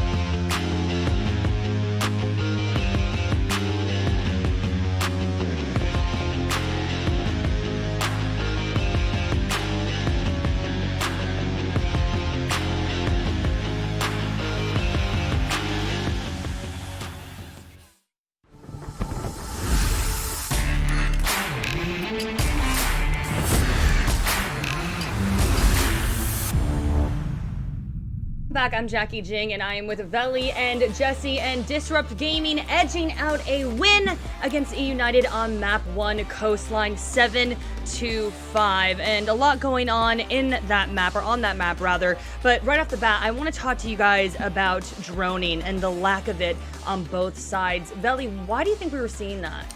I'm not sure. I'm not in their team speak. I'm not in their discourse. I really don't know what the plan is, but it's questionable at times, and especially looking at eUnited, I thought it was the biggest issue, right? So you have Alfama and Yeti. They are the entry frag duo. A lot of times, well, every time, you saw Yeti on Jackal, and you saw Alfama on Ashe, and that play right there is what I wanted to explain.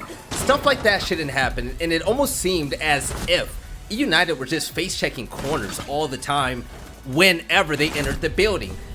I don't know why, but it kind of seemed like Yeti was tracking footsteps behind Alfama. Either way, it wasn't successful. And multiple times, we saw both of them die against the same person, like Nyx that we saw earlier in the replay.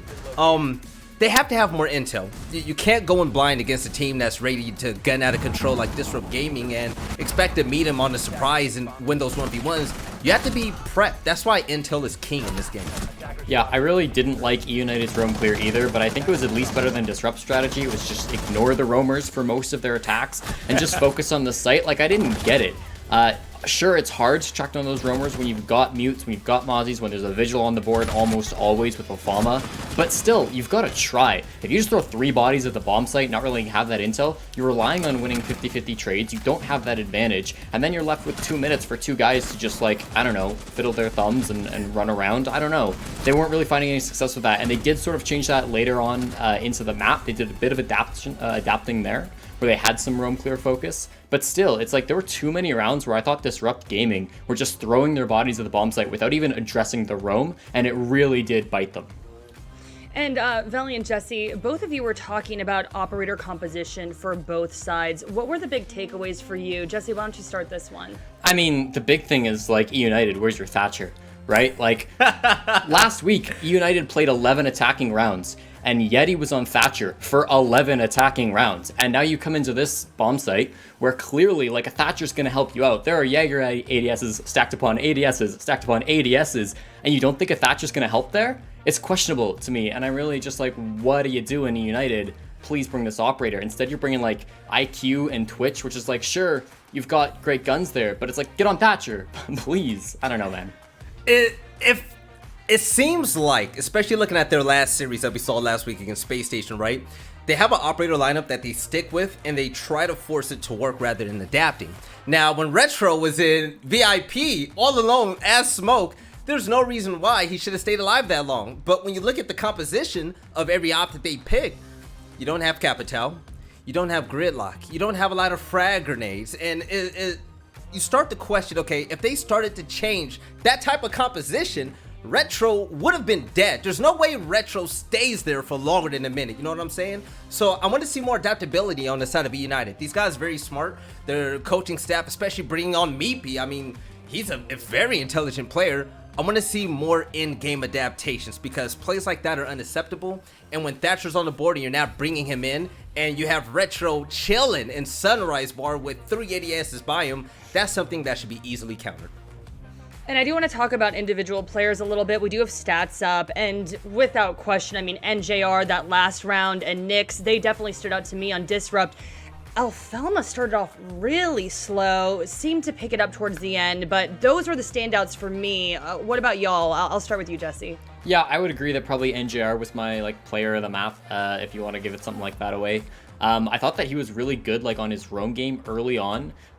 He was getting kills. He was getting kills solo, too. Probably his team was feeding him some intel, but it was a lot of just, like, he was out in no man's land on the other side of the map, like an office or something, and he'd just win 1v1 after 1v1 after 1v1. And so I was really impressed by how he was not only getting kills, but getting them all by himself. So NGR stepping up again here in week number 2.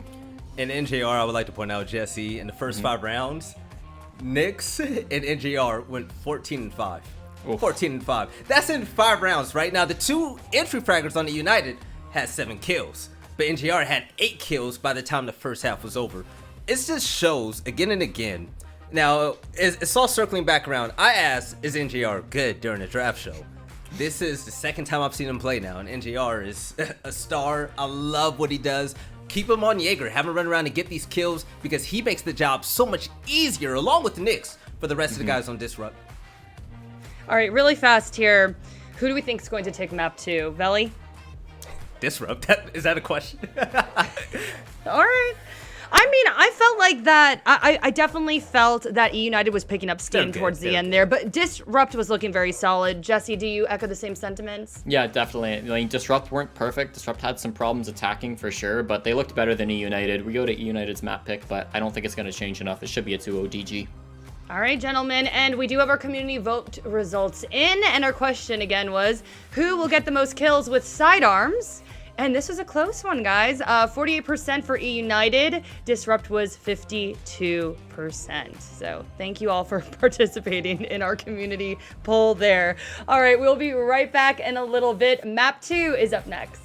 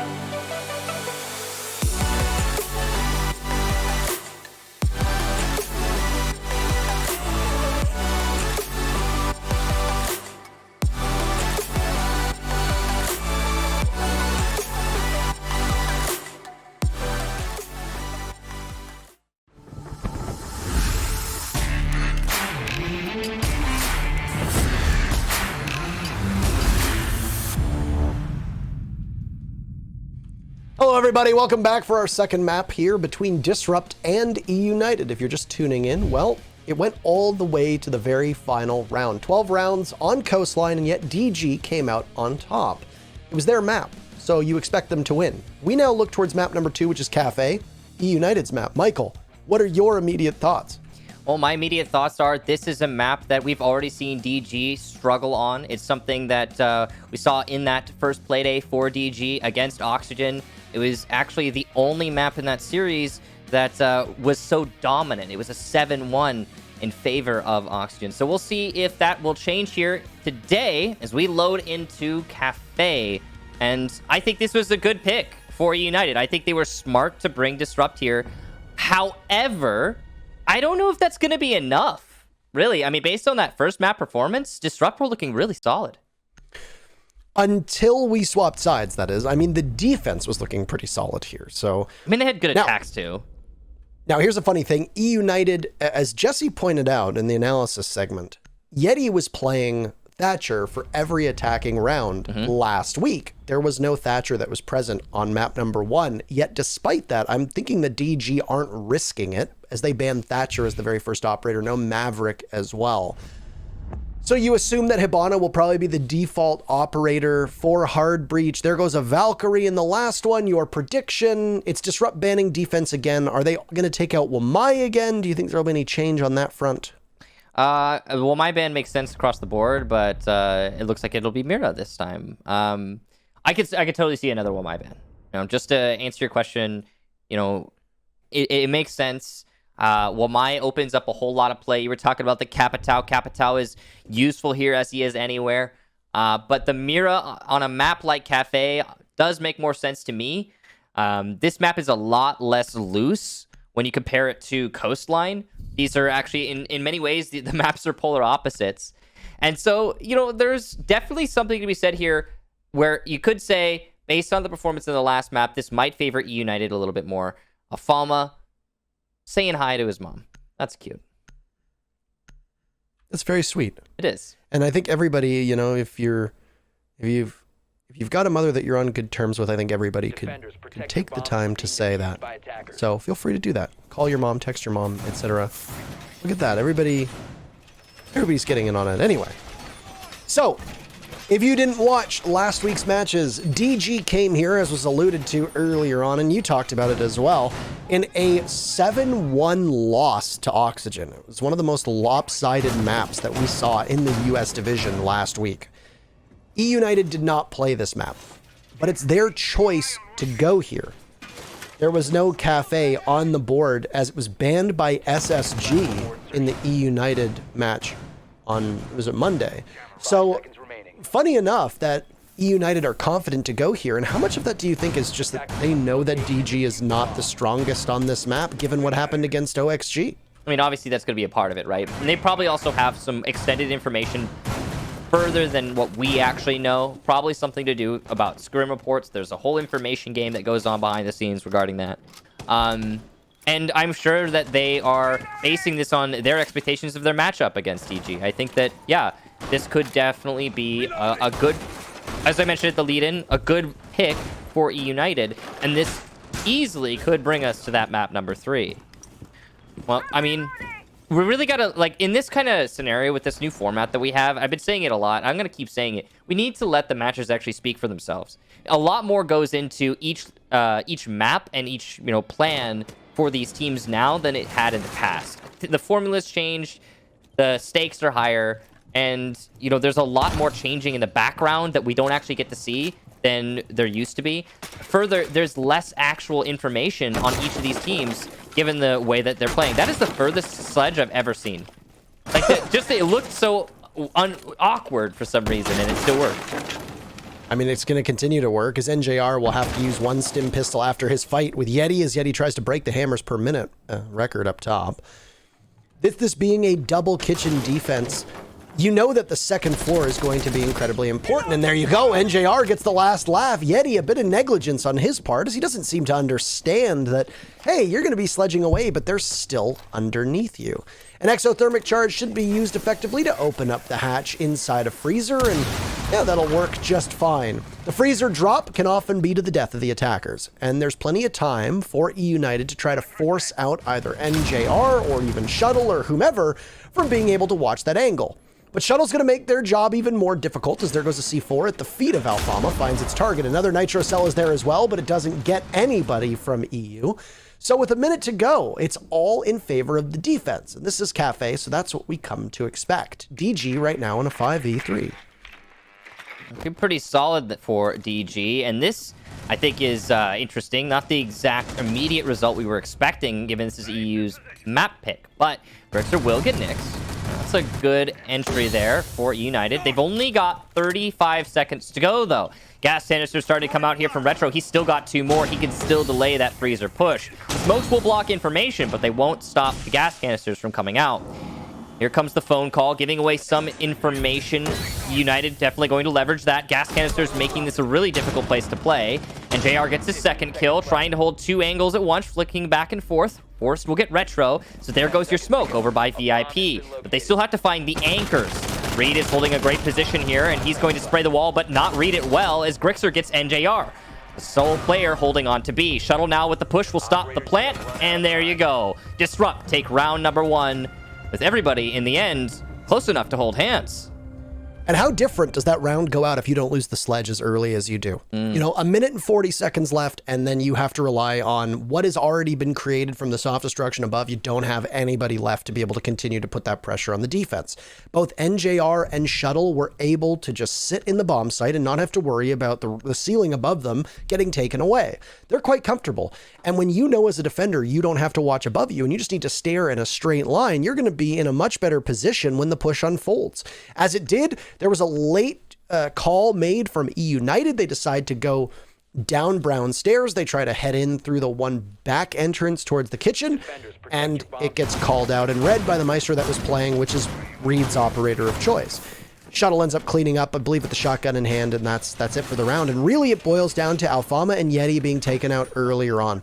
You didn't have anybody on that second floor to continuously pressure the defense, and how crucial that is on Kafe. You need a Zofia, you need a Buck, you need a Sledge, you need somebody to sit up top and just make the defenders' lives miserable, because there's so many angles downstairs that the defense can sit and play and not need to move. It's your job as the attacker to be able, or to take that away from them and make it so that you are able to actually get a play off without the defenders just sitting there and staring intently at you. The lost gunfight from the Sledge was honestly the first domino for eUnited. They'll need a mental reset now, as DG will stay on defense and they'll go onto the second floor. So no bar cocktail, they'll leave that top floor as a buffer. They'll be holding the top floor, not as a bomb site. The roam setup pretty extensive here for Disrupt. So the mute jammers going down, 2 ADSs at minimum, shields, reinforcement, heavy investment. They really want to hold on to the cocktail for as long as possible. Smart play there for Disrupt. We see that a lot. That's pretty much the common strategy for holding upstairs here, for roaming upstairs, I should say. It's all about wasting as much time as possible. Different teams have different amounts of expectations. So like some teams will be like, okay, we're going to hold top floor for the whole round. It's very uncommon, but it'll happen. Others say, okay, we need to hold for half the round. Sometimes it's, we need only 1 minute left in the round when we fall off the top floor. It depends on the context, depends on how the attackers are playing. And it looks like eUnited's playing really aggressively. The rush coming in from the white hallway, the firebolt facilitating that, but it's not working out very well. Callout will get the only kill for his team, but there's 2 downs in the white hallway for DG. NJR getting both of those, and he'll clean them up nice and easy. It's all on Callout now, who got the only entry by the main bar. He'll have to pick up 4 kills. Maybe he can save his teammate. Looks like he will be able to. For those of you who don't know, there are no point notifications for these pros. They don't know if they've downed someone unless they saw themselves down. Further, it's risky to extend yourself when you know you've downed someone in this scenario. You might lose your life as a result. So DG taking the advantage, falling back at the half round count, and just playing in the site. Yeti being back up at least gives them a fighting chance, but still, obviously, everything is working in favor of DG. And, well, there goes Yeti. There wasn't that much left of him, so it was just a bullet or 2 that will find him and take him out. Callout in probably the worst position you can find yourself in. A Thermite doesn't exactly have the gadget that you need to be able to pressure any of these defenders, who will just now collapse on the bomb site and wait you out. That's it. It's simply a game based on time. But intel is obviously quite important. There's the pulse down below of Shuttle holding the cardiac sensor. Another smoke is going to go out. Callout will breathe in some of that toxic gas, the noxious fumes, and find Nyx. That's a pick that he needs, but he's got 3 more to find with 30 seconds left. 1 kill for every 10 seconds. That's definitely doable, Michael. But some more damage being done to Callout, this time from what appeared to be the smoke as bullet tracers whizzed by his head. He'll try to isolate another member of DG, and he'll lose the gunfight. And 2 in a row from Disrupt, as NJR will pick up yet another kill on the round. He's been so good through these 2 maps, and it doesn't look like he slowed down at all on Kafe. Yeah, you know what? We've been saying NJR's name quite a lot, and I'm so happy about that, Parker. I absolutely love seeing new names pop up and give us performances like this. It always builds some impressive wave of hype, and my only hope is that he's going to be able to continue to carry that, because it's not an easy thing to maintain. When you come out, here's the thing. When you're a new player, you just get started, you're coming in swinging to this level of play, and you initially start doing well. You put up numbers like NJR is putting up right now. That sets a really high bar and a high expectation for NJR as a player. So definitely, like, my main focus for him moving forward is going to be, is he going to be able to continue to put up the performance against other teams, for example. I mean, of course, that's just going to be with, time will tell. But what I do know is here and now, I am impressed by what NJR is putting up for his squad. 5 kills over 2 rounds. That is something special. Shuttle also having really great performances. Can we talk about him for a second? Coastline, that 1v2, that was big. That showed impressive prowess. And even in this map, just to start off, he's putting up the numbers. Disrupt seem like a well-rounded squad right now. They've always had somebody where they need them in order to get those kills. I mean, even Nyx, who has yet to perform in this map, I mean, he was a top player in the last. So, well played to Disrupt so far. Now, things to keep in mind here. This is key. This is Kafe, a very defender-sided map. So keep that in mind. When we switch on to the second half, it's totally possible eUnited are going to be able to put up the same kind of impressive performance. We're only 2 rounds into the first half, so we're not even done. Speaking of eUnited, they'll get the initial kill in this round as a rush in through the bottom floor will net Retro.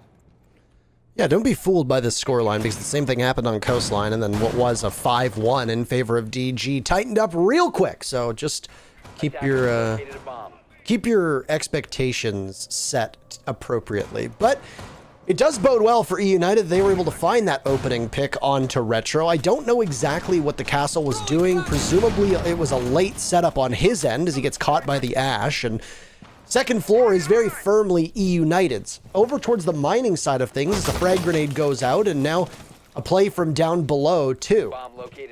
So both the Ash and the Sledge inside of reading. Yeti will get droned in from Alfama, and these two will work together. There's another frag grenade as well for Yeti, should he want to throw one at the feet of any of the members of DG. And there are some pretty predictable spots that you're going to see people playing in. So I expect a grenade to go into a common place. Well, nothing happening just yet, but he's ready and primed to do it. He's only got the 1 grenade. So keep that in mind. He's got to be really careful with his placement here.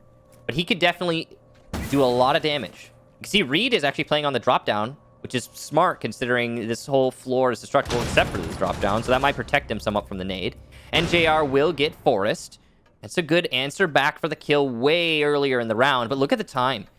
Only a minute left for the attack. They're going for what seems to be an East execute, which is not an easy thing to pull off with man disadvantage, especially after you just lose a set of smokes on Forest. And the phone calls to boot. So the timing of the execution here from eUnited is going to be crucial. Whether or not they can get any picks leading up to the execution, also going to be very important to the outcome of this round. You can see Callout's ready to repel in with that diffuser and go for the attack, but he wants full information on Cocktail before he attempts this. There's nobody playing on the north side of Cocktail, which is a big risk for the defense right now. The repel play is especially dangerous, but you're over by Heaven. Are you going to be able to see a repel in from the Zofia of Callout or not? Explosive work being done just under the A bomb as there goes Alfama's breaching rounds all the way up, and the explosion signifying that they've at least hit their mark. Still waiting to see exactly what Callout is going to do. He's going to be a difference maker as he's on repel, and he can begin to put some pressure on the Maestro here. Yeti with shotgun in hand. He's going to take out Nyx. And yes, that is correct. The Sledge has a shotgun, not the L85. SMG-1 or SMG-11 just so he can take fights at longer range. Alfama now breaking in. Time running out, and almost half of this lobby is still alive. eUnited with control plant going down over by Cocktail and fully locking out and isolating the members of DG as everybody from eUnited. NJR's been superhuman, but a 1v4 will not work in his favor, and the first round from eUnited will come after 2 losses. Very well done and much more convincing play upstairs on Bar Cocktail for eUnited to finally get on the board. eUnited had absolutely no right to win that round. I mean, like, they had no way they were going to be able to take that one, and yet they did all the same. The collapse into the site really just working out in eUnited's favor. It seemed like Disrupt were never looking the right direction, never actually paying attention to the correct angles. And when the execution came out from eUnited, well, it turned into an absolute catastrophe for Disrupt's defense. And I expected Disrupt to take that one on time, to be honest. But just in the nick of time, the plant started going down. Now, for a moment there was exposure to the bottom floor. Well, not the bottom floor, the middle floor. The defense could have denied from below. But because of the clear from eUnited in the middle floor earlier in the round, that was not going to happen. And that's also partially to do with Retro dying so early in that round. Now, as much as eUnited took that, I wouldn't necessarily I wouldn't call that like a round that instills faith. It was incredibly close. It came down to 1 second before that diffuser started getting planted. And it really just, it was a result of the right angle, the right time for the attack, the wrong angle at the right time for the defense. So props to United for taking advantage of that. Props to the rush, the collapse, all working out. That is not an easy thing to pull off. But it is still one of those rounds that you're very so close to losing, and you really can't say, oh yeah, we confidently took that. Moving on. We'll reset here, as it's going to be downstairs to yet another bomb site. And DG, they did this on Coastline. They could have gone back to that kitchen bomb on the first floor, the one that was formerly known as Bakery, but instead they're going to go over to mining and dining, as people refer to it as. And late setup, that's now happening. Yet with that late setup, eUnited have very quickly stormed into the building. And they've got a lot more control than I think DG would be comfortable with if they knew how close eUnited was. Look at Grixer's position right now. Just sitting on red stairs.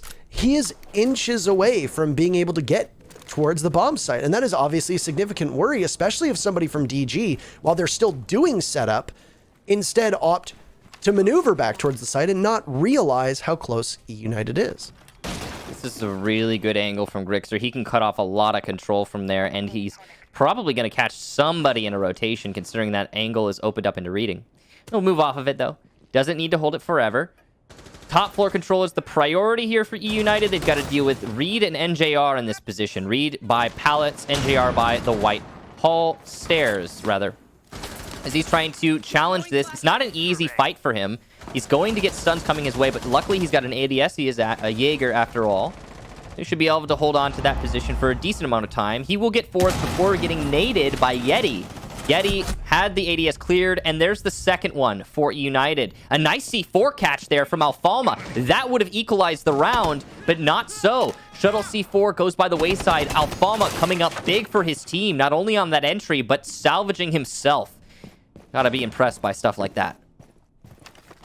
Once again, another round with Yeti holding the shotgun as the sledge, so he's going to excel in close range. He got a kill with it, actually, in the previous round, which is going to put the SMG-11 as his primary, as I was trying to say previously.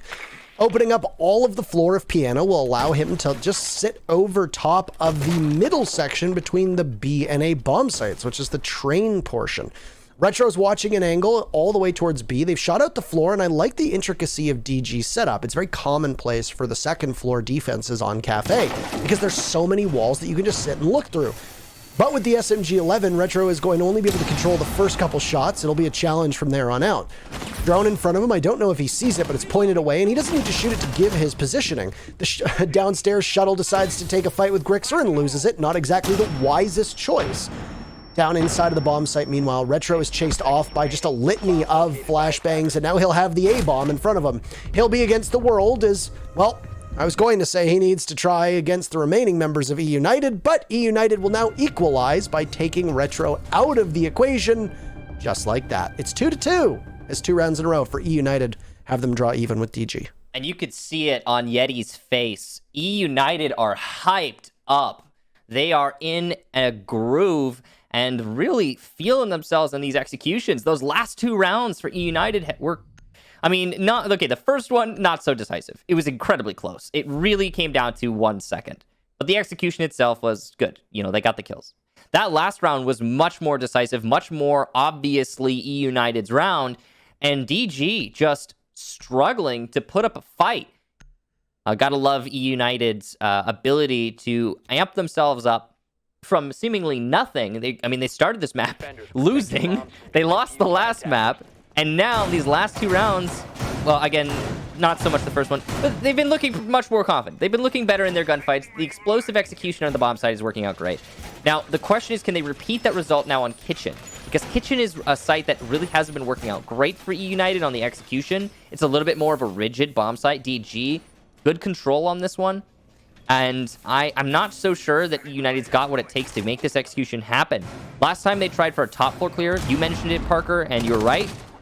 The top floor clear didn't work out great because the sledge was dealt with early on. The C4s were working for DG. They got Alfalma early on as well. The vertical pressure wasn't really felt by DG.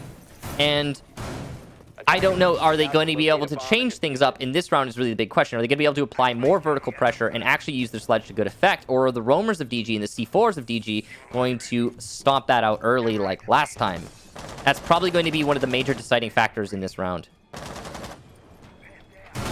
I've already been more impressed with the eUnited, though, through these 4 rounds. And Bakery, or the kitchen bakery bomb site on that first floor and then reading on the second, were still obviously DG victories, but eUnited had a better showing on them than they did at the start of map number 1 on Coastline. So it shouldn't come as any surprise as to why Kafe was picked by this eUnited team. They're way more comfortable on it. But at the same time, whether it's just that eUnited are playing a little bit worse than Oxygen or not, I mean, hey, not a shot from Nyx, as Disruptor already faring better through 4 rounds than they were against Oxygen on the first playday.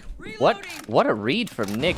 That must have been something to do with information they had on eUnited. That pre-fire, I mean, that's a common hold there and a common drone pattern, but that's still just like such a inside your head there. Forest gone. Shuttle will be refragged, though, so it's not over for eUnited. They don't lose the advantage and let it slip away. I love to see that eUnited keep their foot on the gas and keep the man count even at the very least. But still, DG in a good spot here.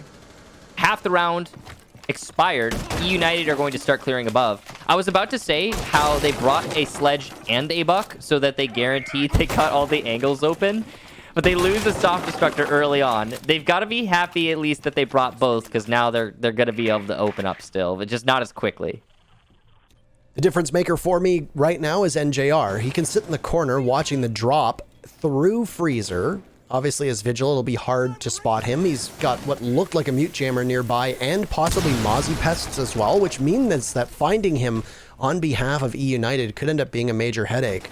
Once again, just like the previous take on this bomb site, eUnited are going to just drop through the freezer, assuming that they're able to do so without losing too many bodies. The one major change is that NJR and Yeti have yet to tussle. So the sledge is still up top and can still make it very uncomfortable for the defenders down below. A frag grenade from Yeti's hands sails as Alfama and Callout both drop. They're inside a freezer and NJR knows this, but he misses his shots. Pre-fires on in as Callout attempts to go for the defuse, but then gets gunned down by Retro. So DG stops in its tracks. Next up is Alfama as he exits through the freezer looking towards kitchen. He's got Grixer nearby. Yeti's second frag grenade, much better than the first as it takes out Retro. Back to a 3v3. NJR, as we'd said, not spotted. He gets one kill. A burst on in. The Jaeger loses the fight. Alfama doing good work, but the diffuser needs to go down. It's all on the shoulders of Reed. He's above. He'll need to cut down Alfama as this plant is going down, but does he see it? He'll have to drop, and he's going to make a ton of noise in doing so, and he gets caught. A third round for eUnited, and look at that. The camaraderie between both Alfama and Yeti is they're very happy with eUnited's performance, and DG are starting to fall asleep at the wheel here after a strong start. Not to mention, that was Alfama and Yeti's round. 4K for Yeti, 1 for Alfama. Beautiful stuff there. Alfama the Ash on the entry. He's the man sitting behind Yeti. Yeti is the man directly in front of your camera. And wow, Yeti is getting hyped up. He was the difference maker in that round. The vertical pressure he applied through the holes that he opened up. The fact that he always was responding to every single position that DG was putting up. And then Alfama's self-sufficiency as well. He went for a fake plant. He faked out the Jaeger who went for the vault, allowing Alfama to clean up that kill. That alone is a huge difference maker. It meant that Yeti didn't have to 1v5 that round. It meant that there was some support, and beautiful entry from eUnited as a whole, but most of that I place at the feet of Yeti. I really got to hand it to him. He took that round for himself. I was about to, you know, when I was seeing that round unfold, I was thinking to myself, okay, we're going to talk about how eUnited didn't clear out the flank pressure. NJR and the Jaeger were allowed to play inside of the main lobby by VIP for the extent of the round, and that really prevents you from going for a plant. But because of Yeti's vigilance, that wasn't actually that big of a deal. I mean, it was obviously something that Yeti had to deal with, but I can't say that every player put in Yeti's position is going to be capable of that. So well done to him. Yeti once again running with the shotgun, and Alfama springs on in. I was going to do some post-round analysis, but hey, eUnited thinks better of it. They just take up so much ground already. They get in, they get a kill onto Reed, and then they immediately get out. Wow. eUnited have been doing much better at setting the tempo for this map. They didn't do the best job of it on Coastline, on Kafe. They are excelling, and then once again, this will play into why they picked this map in the first place. It also shows that after the Oxygen matchup, that DG haven't really been able to get more comfortable when it comes to defense on Kafe. And the fact that it is a Kafe defense that DG started on should have been a major asset, and so far really hasn't been. After the first 2 rounds, it's been eUnited controlling pretty much every part of this match. Yeah, Disrupt's defense has been to their detriment, in fact, and that's really disheartening to see if you're Disrupt. C4, though, for Shuttle, we'll get Yeti. The star player in that last round just gone. But Alfama's still up, and he's still rushing. He will be shut down by Shuttle, who gets his second kill. It seems like DG are expecting the aggression now and are much more well-prepared after that initial kill onto Reed. Now, the one thing about that kill is that's your Maestro. The Evil Eyes will be locked in place if they were even placed. They will not be moving. They will not be zapping, which is a significant disadvantage for the defense. Nyx, though, is going to get 1 kill for his squad. That's going to make it a 4v2. I mean, Parker, I was as impressed as you were at the beginning of this round, but somehow this has managed to slip away for eUnited. And Grixer will get retro as he peeks through the window. The wall is opened up, so this is very winnable. Bolts in hand for Grixer. They could go for this plant. They could cover adeptly and still take this round, but eUnited not as strong as they were at the very start of the round. No, and the other thing, too, is that if you reflect on this first half, as this is obviously the last defense for Disrupt and the last time on attack for eUnited, DG have won the opening duel 4 of the 6 times so far. 2 of those times, they weren't able to do anything with it. You know, it was the mid-round to the later round where eUnited just simply closed things out way better. Now shrouded in smoke is Nyx from above. His advantage is all but gone. Some more damage being done to Grixer, who tries to cover on callout. Is there going to be a C4 tossed on in? There's a flash over by Small Bakery, and Grixer is there. He's got some marks, but he loses the fight to NJR, and so does callout. DG will be able to put us back to a 3v3. That first half is over, but we're basically back at square one. No team closer to victory as Disrupt takes 3 and eUnited takes 3 on the first half. Okay, so a 3-3, that favors eUnited. If that had ended in a 4-2 favor of the attack, it would have been borderline a stomp in the first half for eUnited. So this is a solid position for eUnited to find themselves in as they transition now on to defense. Keep that in mind. The other thing that I need to make note of here is the confidence that eUnited have been displaying in the last few rounds. They've really taken it up a notch. The way that they're playing is just without fear. And it's not necessarily working all the time. We saw in that last round, for example, they pushed into some angles they really didn't need to be pushing into, lost their lives. Alfama by the White Stairs is a great example. However, I think that's kind of beside the point. As we go on to the next half, I do think that that could be the difference maker for eUnited. If they can keep up that confidence, keep up that aggressive streak, it can keep Disrupt off balance. And I think that that's been a pretty reliable play for both teams through this series. It's usually the team that's getting aggressive, that's taking the fight to the enemy, that's winning that fight in the end. And, well, eUnited, again, that hype factor has looked pretty impressive. That's an interesting Evil Eye that was just placed by Grixer. It actually doesn't have a great line of sight, but I assume he's probably going to try and open up the wall as much as possible, or the bar, I should say, the mini bar. You've also got the shield, the Goyo shield, placed in a position where it's specifically there to be shot to deny default plan.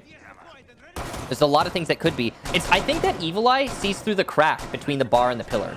I think you can see the attacker as they plant on default. We should be able to get an angle on that. Yeah, maybe it sees through that crack. I'm not entirely sure. Obviously, we'll see when they use it. I'm just thinking that it had not a lot of coverage.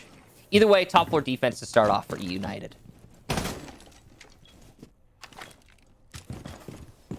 NJR has really been the story for Disrupt so far, and he's going to be on an operator and a role on attack where you expect him to continue to do the same thing as he's been doing before. He was great in map number 1. In map number 1, both he and Nyx led the way on the team, and I think Nyx maybe just edged him out a tiny bit in terms of overall value, but don't be too surprised to see NJR come alive here. On this attack, DG have already taken a minute, and nobody's really been able to gain any ground on eUnited. So not exactly that same level of gusto that we saw out of EU on attack. A bit more of a patient play. And that's going to bode well for an eUnited team that is largely hunkered down on this top floor. The Goyo is playing off site, and it looks like Yeti is as well, as he takes an engagement over towards reading.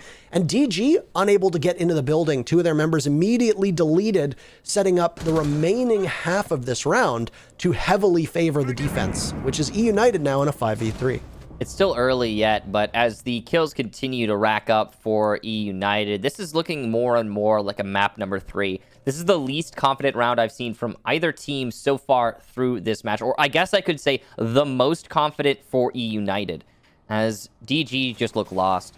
It's going to be a peek by Pillars that should be the downfall of Retro. There is, I believe, a player in Pillars, but no, it's the C4. What a read. Yeti will get a down onto Retro. Shuttle's alone. You gotta imagine at this point, he's just gonna take a pause for his team, be like, okay, guys, what are we doing next round? This is obviously not going to be a disrupt round unless some just incredible heroics get pulled out here. But I doubt that. I doubt that very much. So pause time. What do we do next round? How do we attack onto what they must assume is going to be the kitchen? Shuttle gets at least 1 kill as Force gets a little bit aggressive. You could call that frag chasing. They don't need to be taking fights. There's only 30 seconds left. They may as well wait at this point. Yeah, there's no pausing. There's no timeouts that happen online, so you just have to play it off. And we've seen players just rappel up to that roof and just sit there and wait. And I wouldn't be too surprised to see the same thing. Because in a 2v4, you don't have the diffuser. You need to go get it. 15 seconds left. It's very clear that Disrupt is not keen on doing so. And well, I mean, you're just going to have Shuttle and Retro run around for a little bit while the IGL of Nyx is likely coming up with the strategy for round number 8, which will almost assuredly be downstairs on that first floor, but you never really know. Alfama kills off what little was left of Retro. There's only 20 HP, but at least he gets something to add to his stats. And just as we'd figured, the round goes in favor of eUnited. So round number 8, you have to reset if you're Disrupt. You imagine that eUnited is going to go down to the first floor. That's exactly where they lock it in. So no surprise to see a kitchen defense come out. An early pick or 2 from eUnited would be absolutely crushing to Disrupt's chances. And yes, likely be just another bit of dominoes falling for map number 3. Yeah, and if they do get that early kill, as they did in that last round, I think that we're definitely getting to that map 3. At this point, even the round that Disrupt, remember that round, the last round of the first half that Disrupt managed to win when they collapsed in the post plant? Even that round felt like eUnited were in control. And they were in a, like, what was it, a 2v4, 2v5, something like that? And that's scary. You gotta feel that if you're Disrupt. This map is not vibing with Disrupt's playstyle so far. eUnited, on the other hand, have come alive here and really started to pick up steam. And that's, you know, especially impressive considering you still have Force and Callout sitting on 2 kills. The overall performance of the team, though, is, well, extremely solid. And to me, this looks like the exact opposite of what we were witnessing on Coastline. And that's in line with expectations. Coastline and Kafe are almost opposite maps in the way that they play. So there's a sense being made here. Oh, this is the same. Look at this. Yeah, I was going to say it's a rush right on in. DG not wasting any time. So once again, we don't have the opportunity to do much post-round analysis, but the shotgun from Grixer connects immediately. DG get 2 of their own before Shuttle falls in front of our very eyes. Callout coming back, and well, the advantage now further for eUnited. It's Retro in a 1v4. Catches Yeti on the return towards the bomb site as he was outside and exposed. But there's only been 40 seconds that have transpired in this round, and already Disrupt down to their very final member. Another mental reset, maybe, who knows, but eUnited should be able to very easily hang on to this round. So yeah, that didn't work out as well for Disrupt as it had for eUnited when attempted by them. eUnited also didn't put their whole team into it. Like, it was just Alfama. He rushed in through prep and then ran out. But for Disrupt, they're like, oh yeah, we're gonna rush in through prep. Was clearly not a great idea. I have almost no confidence that this will be a Disrupt round. It's likely to be locked out by eUnited. Retro's about to die, I think, as he peeks into this angle. Yeah, there it is. There he goes. Forrest holding it all the way from the prep window, and there you go. The lockout is in tow there for eUnited. Well played to them for holding firm by prep. It was either the smoke or the mute. I think it was Yeti on the mute who was holding prep and managed to stop that push cold in his tracks. And we're one away from match point, just like that. Parker, you mentioned how when the action starts, there's not a lot for us to talk about it over the last round. And equally, when the action is as brief as that, there's just not a whole lot to say. No, I mean, there are rounds where we can actually dive into what happened. And there are rounds where we can go through the sophistication of the way that teams will drone an entry, the way that they take map control, the way that they use soft destruction to their advantage, how they flush out defenders, how the defense plays around that and counters it. And that round just really wasn't. DG just decided to run in through prep, try to take gunfights, lost every single one of them. They barely made it into bakery, and then that was it. The round was over. Done. Yep. Wrap a bow on it. There's not much more to go off of. Good round. And eUnited have had the upper hand on this map basically every single round. There's been some bright spots from Disrupt, and I will say, even though it's only been a couple days, Disrupt have learned how to play Kafe better than they did last week. But I'm not fully convinced that this is a comfortable map for them yet. Yeah, I'm not convinced either, Parker. This is looking a lot like something that United will, or rather Disrupt will have to continue to put work into. The last map for this series is Clubhouse, if we get to it. There's still a chance that Disrupt will lock this one out, so don't count them out just yet. But Clubhouse is on the horizon. United are pushing us towards it. Now, going to be, it looks like a reading, dining defense here, and that's standard as a tertiary bomb site, so no surprises there. We're seeing a little bit of mining, I think, from Disrupt, but not so far from eUnited. If this is a one defense for United, of course, match point, but further, it will mean that United are comfortable on any site that they go to, typically in their rotation. And when you have that scenario, it makes it very hard for, well, a team to be beaten, to be blunt. Upstairs hold, fallen off of the Vigil, but he's already been droned down, and they're going to hunt him down. Spying him for just a second is Shuttle, but he misses, and now the Vigil will just sit and wait very patiently. Yeti, no chance of getting out. Both Shuttle and Retro double team him inside of Train and say goodbye to the Vigil. Now you've got the Hibana in position where you're very close to that bomb site inside of Dining.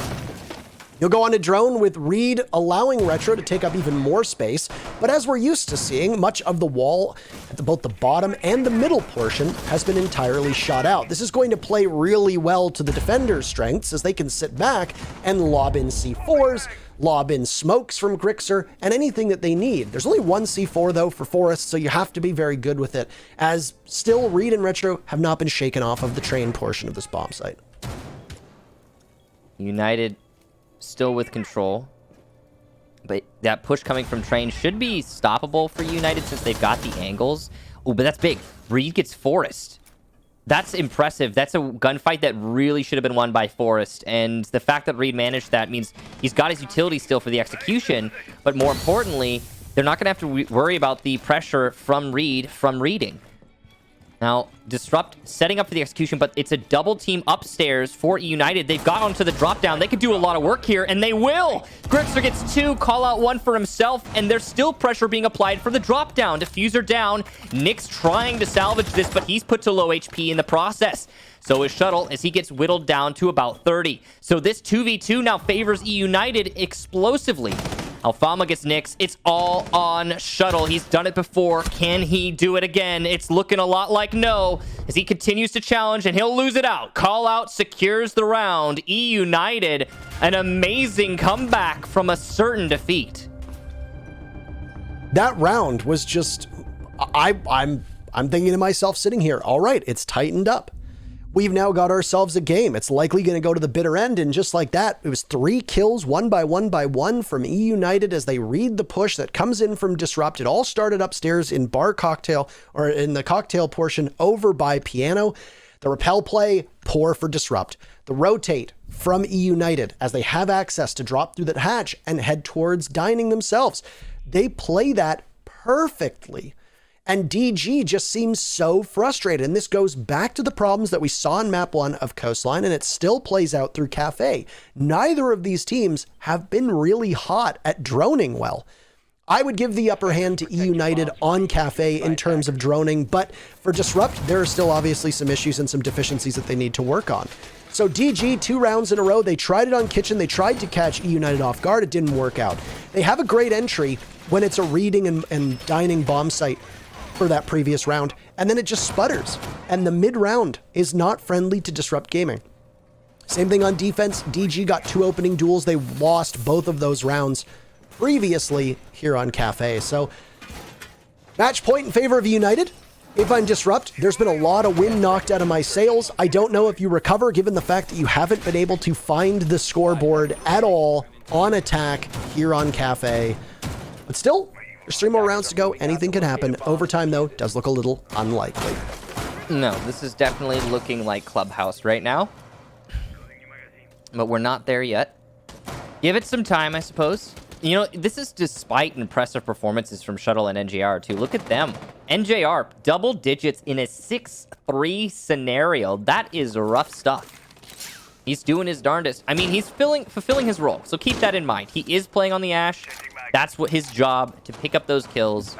But at the same time, you know, that's impressive that he's doing his job, and kind of shocking that it's not working very well.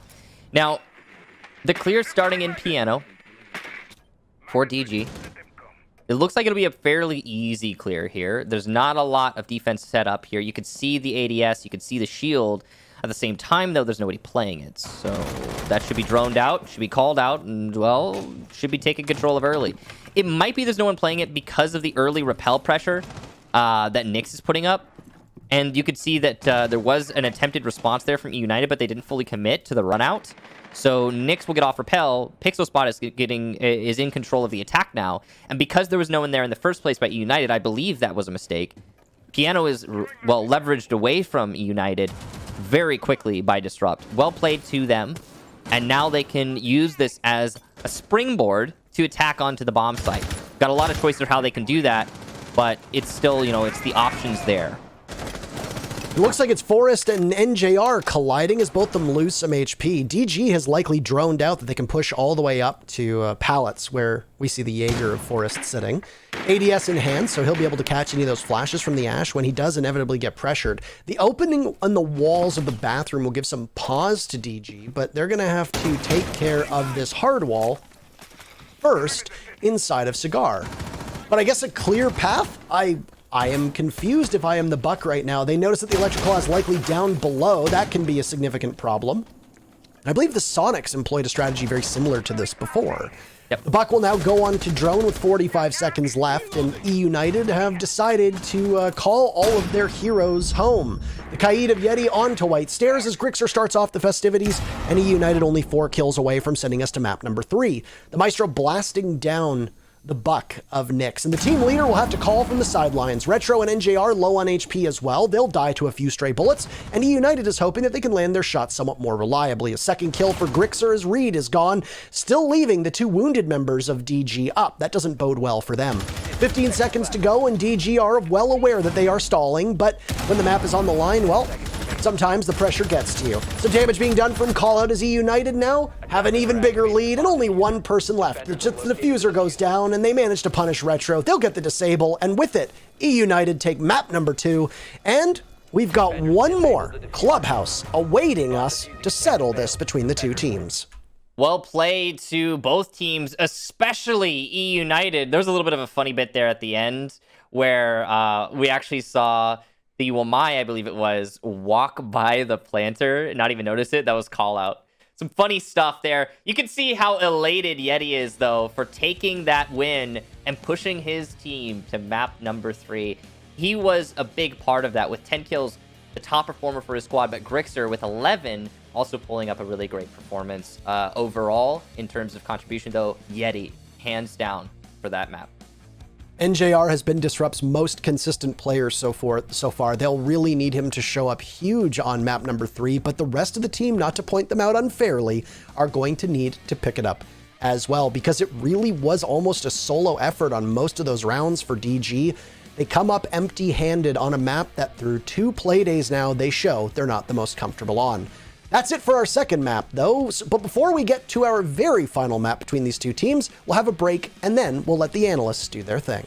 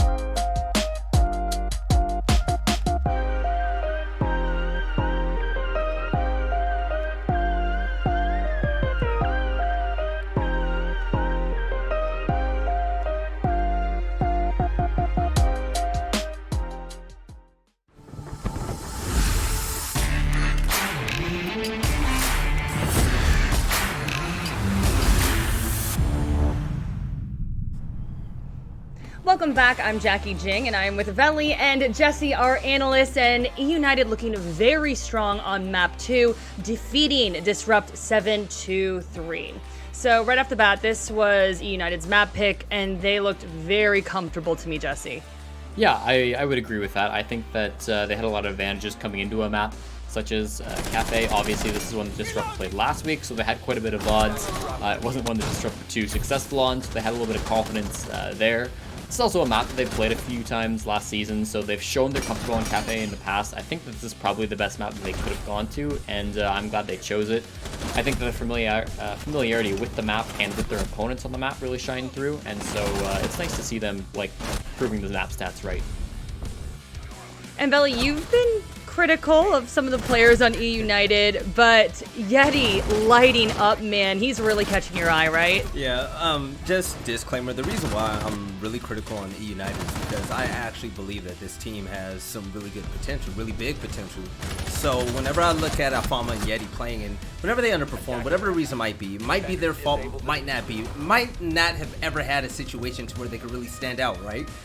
They literally shut me up that map, and I really like it. So, I mean, we could always look at the stat line and say, oh, this player did well, this player did well. It's not about how you got the kill, it's all about what you did after that kill to position your team to win. And Alfama did that repeatedly, especially downstairs in the kitchen. Yeti, on the other end, especially as mute operator that doesn't have really a lot of good guns in his arsenal, Yeti was a standout. Nobody was better than him that map. He's the hype god. I love him.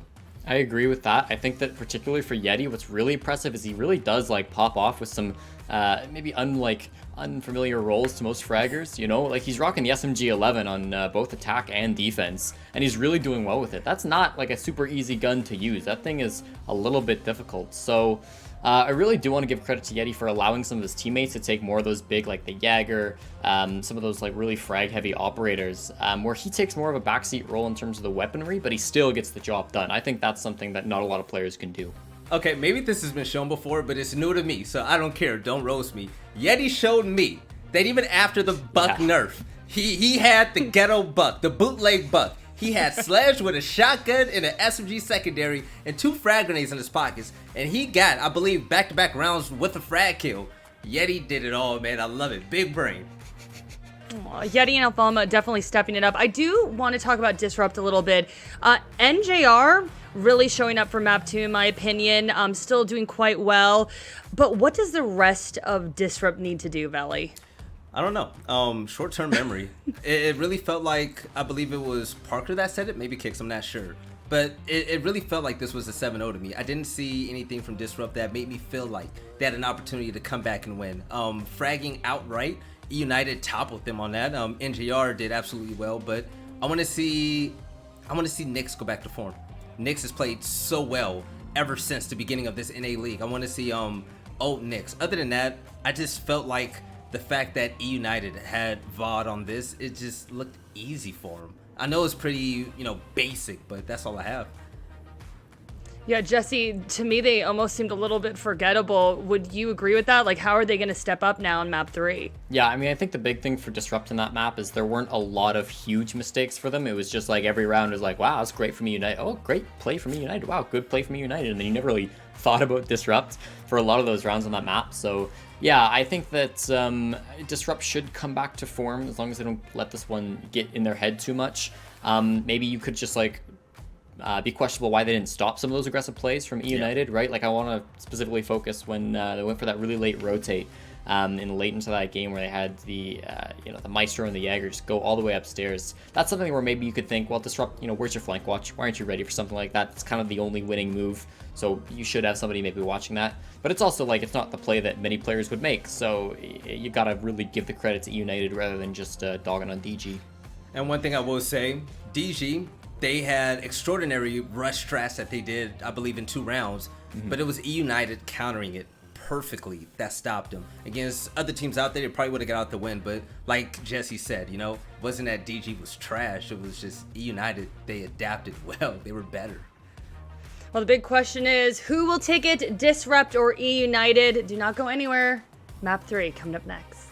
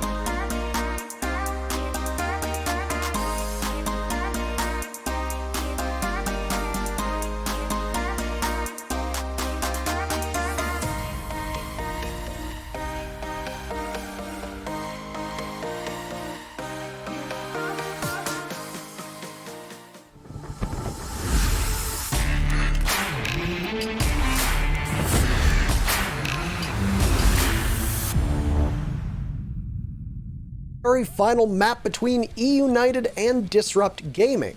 Well, a lot of people predicted that it was going to go in Disrupt's favor after what we saw last week, but Michael, I don't think a lot of people, myself included, quite saw that eUnited comeback on map 2, at least not as strong as eUnited played. No, I mean, that was something else entirely. I think it comes down to the hype that started to build for eUnited in the middle of the match. To me, that is telling of a storyline there with eUnited, that they are a team based on momentum.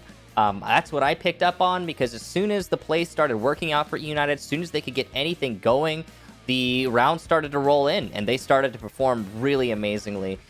Now we transition now to our third map for the season or series. It's going to be Clubhouse, and well, this is a map that, I mean, has been played a lot by eUnited in recent history. They've got quite a lot of experience here. It's not necessarily their best map, but if you throw far enough back, like all the way back in April, they did beat TSM here. So that bodes well for United. First ban's going to be a Capitao. And yeah, I mean, eUnited played it last week, lost to Space Station, 4-7. Yeah. DG has not played it yet. And I mean, this is something where we're going to keep saying that just because of the fact that DG is a new team. And obviously they have played this map as a team, probably in scrims, hopefully in scrims. But you don't exactly know what to expect as a spectator. So it's something that you have to just kind of go along with it. We have an understanding of the way that eUnited is going to play it. All of the bans are in, and it's actually very similar to what we saw last time. The only difference is that it's a Capitao ban. Instead of a Thatcher, Mav, Mira, and Valk are all banned, or Valk, and exactly the same as the previous map. Well, my being on the board and a Capitao being banned means that, well, you don't really have any greater strength. I'm expecting to see a Wamai and a Jaeger every round, but you know that eUnited doesn't necessarily always play that. The Clash is an operator that comes out for them from time to time, and it looks like it's just bait. And it is a Wamai, so literally what I said, just ignore it and flip it to the opposite, because eUnited does what I'd speculated they were going to do and then didn't do and then ended up doing anyway. So. Yes. I mean, it makes sense, though. You were right from the start, Parker. That's what matters. The double anti-throwable, anti-projectile, the Jaeger-Wamai combo is so potent that when allowed to be brought, it's brought by most teams. I mean, and we're seeing that reflected here by eUnited. It's going to slow up the nade play from Shuttle. It's going to slow up NJR's use of the lifeline. It's going to slow up everything. And that's why you see those 2 sets of stuns and the Thatcher being brought. All right, well, it's a downstairs defense here on Church. And the reason why I think also the Clash was picked is because Clash is an operator that eUnited likes to play upstairs, and we've seen a number of times on that CCTV cache defense. So there is a bit of theory behind why you see certain operator loadouts, because if DG obviously didn't drone or even prepared for the wrong bomb site, you could think that you were attacking CCTV cache. Not that there won't be flexibility in DG's lineup. They're going to know how to approach this no matter where they go, but it could just be some mental gamesmanship from eUnited. It could certainly be that. I mean, it's something that you have to consider when you're going for that push, right? Is there going to be a Clash swinging around this corner? And now they'll have to think about it until they're sure that there isn't. So yeah, I mean, we see that a couple times. It's the same thing with like Pulse, for example, a powerful operator that could be good here, but if you bring him and then 6 pick off of him, the enemy's always thinking, oh, we're getting pulsed, until they know they're not. Now, the top clear has already come out from Disrupt. They've put up some good time here. 2 minutes for them to execute onto the site, and they've already cut off all potential rotations, so that's impressive stuff. Now they need to use their time and utility to start opening up from above. These drop downs, maybe dirt tunnel, the kitchen floor. Lots of things that need to get opened up before the execution comes out. No Kaid Electroclaws means easy opening for the attack. Now this is a full established setup from DG, and what I mean by that is no hindrance at all put out by eUnited. No roamers, no Electroclaws, as I mentioned earlier, nothing at all. The defense is letting the attack do whatever they want, except for there, where you saw an attempt at impact tricking, but it failed miserably. And so Disrupt will be in the driver's seat for the majority of this round in terms of the control they've got. It's all going to come down to the gunfights, though. And since we have a full 5-5, that could go either way. Callout's very lucky that he didn't die there. Alfama's the first death in Callout's place, and DG will find themselves on the board. DG's been quite good today so far with opening duels, so expect them to continue on that front. Now, as with a typical Church Arsenal defense, when the team on defense has every one of the defenders sitting on site, even a numbers advantage for the attackers can still get quite hairy, and with the final seconds, end up working in the D's favor, just because of the way that the bomb site tends to play out. There's lots of long corridors where you can challenge gun angles, just as you see with Yeti right now holding over towards the stairs of Oil Pit. Additionally, if you don't have a proper amount of hard destruction, then you're going to be going through the avenues that the defenders know and want you to go through. Anyway, it looks like it's the cut and thrust as DG finds their second pick. Retro going for the defuse, he's halfway through, and he's got coverage that he needs to have. Down goes NJR to Yeti, but Retro will be able to stick it just fine. Diffuser down, and Retro will choke out and almost die on that diffuser, somehow managing to evade part of the toxic canister. eUnited trying to fire back, but they can't really do all that much, as DG are just cutting them down at the core. Behind the pallets, playing inside of Arsenal, it's call out, and he will last exactly 2 seconds. That's it. And then Reed finishes him off. DG takes round number 1 on a great attack that ultimately results with them getting the diffuser down and then covering perfectly. So I'm going to mention once again what I was talking about as it was happening. Really, the main problem for the defense there, for eUnited, was the fact that they didn't try to hinder the attack in any way. 2 whole minutes to set up an execution for the attackers. That's everything. That's so much. You need to slow it down somehow. It doesn't have to be a hard roam. Maybe some, bring a Kaid, slow down opening the drop downs, do something. I know Thatcher's in play. You could still trick Moto drop. Try your best to just prevent the attackers from having everything. And what we saw there from eUnited was an attempt at a passive defense. It worked miserably for them as the picks started coming out for Disrupt. They got control of Armory. They determined, okay, we don't even need Dirt Tunnel. We can just go for the push straight into the site. The drop down inside of Kitchen allowed for Disrupt to cut off the rotations and get that plant down. And in the post plant, I mean, that's a really hard post plant to retake, especially when there's still attackers above. So, I mean, it was pretty much over at that point. Really, again, eUnited, they need to reconsider how they're going to defend that bomb site. And I'm really happy to see eUnited change their bomb site.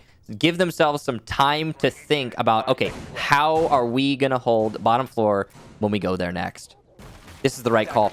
This peak has been read by NJR, but it's still committed to by Yeti. Maybe he's just trying to spook his opponent, but nothing will come of it.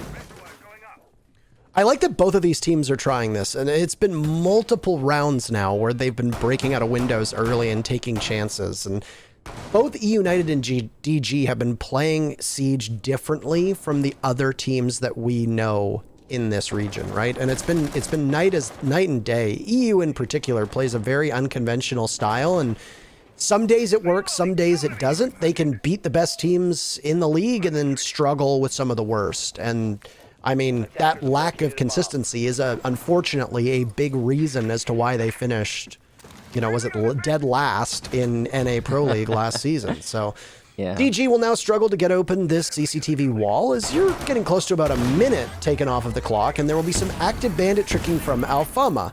He's protected by a deployable shield and will get the exothermic charge, so Retro will only have 1 remaining. This is going to be a tough obstacle for DG to get around. Yeah, the way that they should get around that is by going from below, but they're not even going to need to do that as Alfama gets taken out through the drone hole. So the wall gets opened up now right after that. Great job to Nyx applying pressure from the window. I'm not really sure why Alfama decided to rotate there. That was the worst thing he could have done in that situation. And it's not going to work for him. As the DG crew sweeps into the site, they will pick up 1 kill after another. An unreinforced wall inside a connector works really poorly for eUnited. And now it's a 2v5 retake of the site. This confidence is completely shifted. DG in full control right now, it seems. Callout has to get 5 in 30 seconds and then disable the diffuser, which takes 7 seconds. This is an all but hopeless moment for eUnited. It's certainly going to be a disrupt round. The way that they took into the site there, whoa, nice flick from Callout. A little bit of inhuman reactions there, but it didn't work out in the end. Anyway, the way that DG executed into that site, so explosive, it didn't seem like eUnited was ready for it. No, not at all. And I mean, with the way that eUnited's been playing, they must understand that they're susceptible to the same thing that they're doing to disrupt. Even if you look on Kafe, both teams on Kafe tried to storm into the bomb site and make quick work of the defenders and overwhelm them. And it didn't work either time. Even on Coastline, we saw the same thing. Coastline, you had Alfama in the middle of the bomb site on map number 1, round number 1 in 40 seconds. Alfama did the same thing against SSG when he was playing Amaru last week. So it's very apparent that both of these teams like to try to beat their opponent to the punch. And I can't really say I blame them, because with the way DG and eUnited are currently struggling with certain bomb sites and currently struggling when they're on attack to get information into drone properly, well, I mean, it kind of reduces your weakness if you don't need to drone and just run in, get a couple picks, and then lock down the bomb site as really we saw through the middle of round number 2. So, yeah, I mean, it's working out. There's been a number of rounds through this whole match where that kind of attack strategy has worked out strangely well, and it's just weird. You know, you don't see that actually come out as the predominant strat, through generally speaking. I think a big part of it, and I have talked about this before, I think a big part of it has to do with the utility game that we've got going on in Siege. And sometimes if you could just cut through all of that by going for a no-holds-barred rush into the site, a collapse when it's timed perfectly, it can make it easier to sway the round into your favor. It's a bit of a throwback in some regards, and it's also it to me almost comes off as a bit of a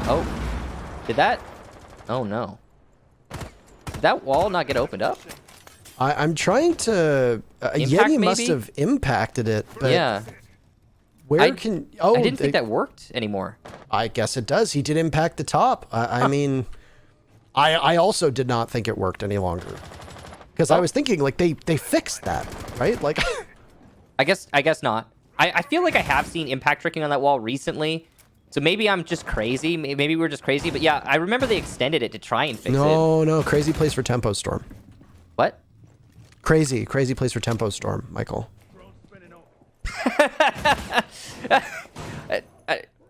Crazy with a C, Parker. Oh. Yeah. Oh, simple mistake. I know, dude. Yeah, it's totally understandable.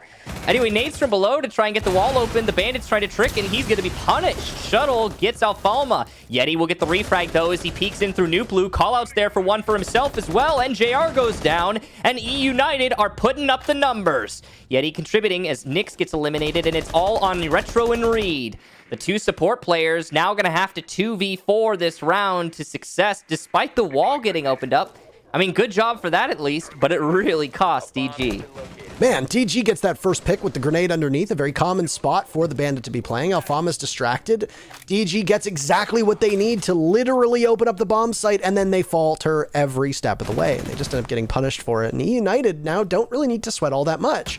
Reed and Retro, like you said, the two support players, Reed is going to be as the Thatcher now, fragging as best as he can, but there goes Retro and there goes Reed as well.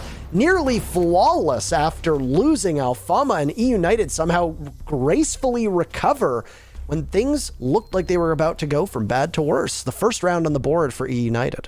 Yeah, somehow, and his name is Yeti. Once again, the true standout in a round to bring it home for his team. I'm really impressed time and time again with his performance. And that round in particular is one of the standouts. Great job to him refragging the Bandit after he got naded, realizing that there was somebody inside a New Blue going for the play, and then following that up with another kill right after. And then at the end of the round, getting one more for himself, a triple in that round.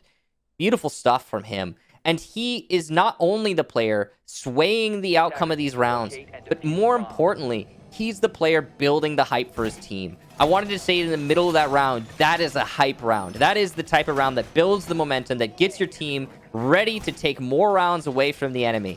And when you've got Yeti on your squad, and I know many of you haven't heard his comms. I have. When you've got Yeti on your squad, he really does build it up for his team. And I'm expecting United to wake up after a round like that and to start performing a little bit better than we've seen them in those first two rounds.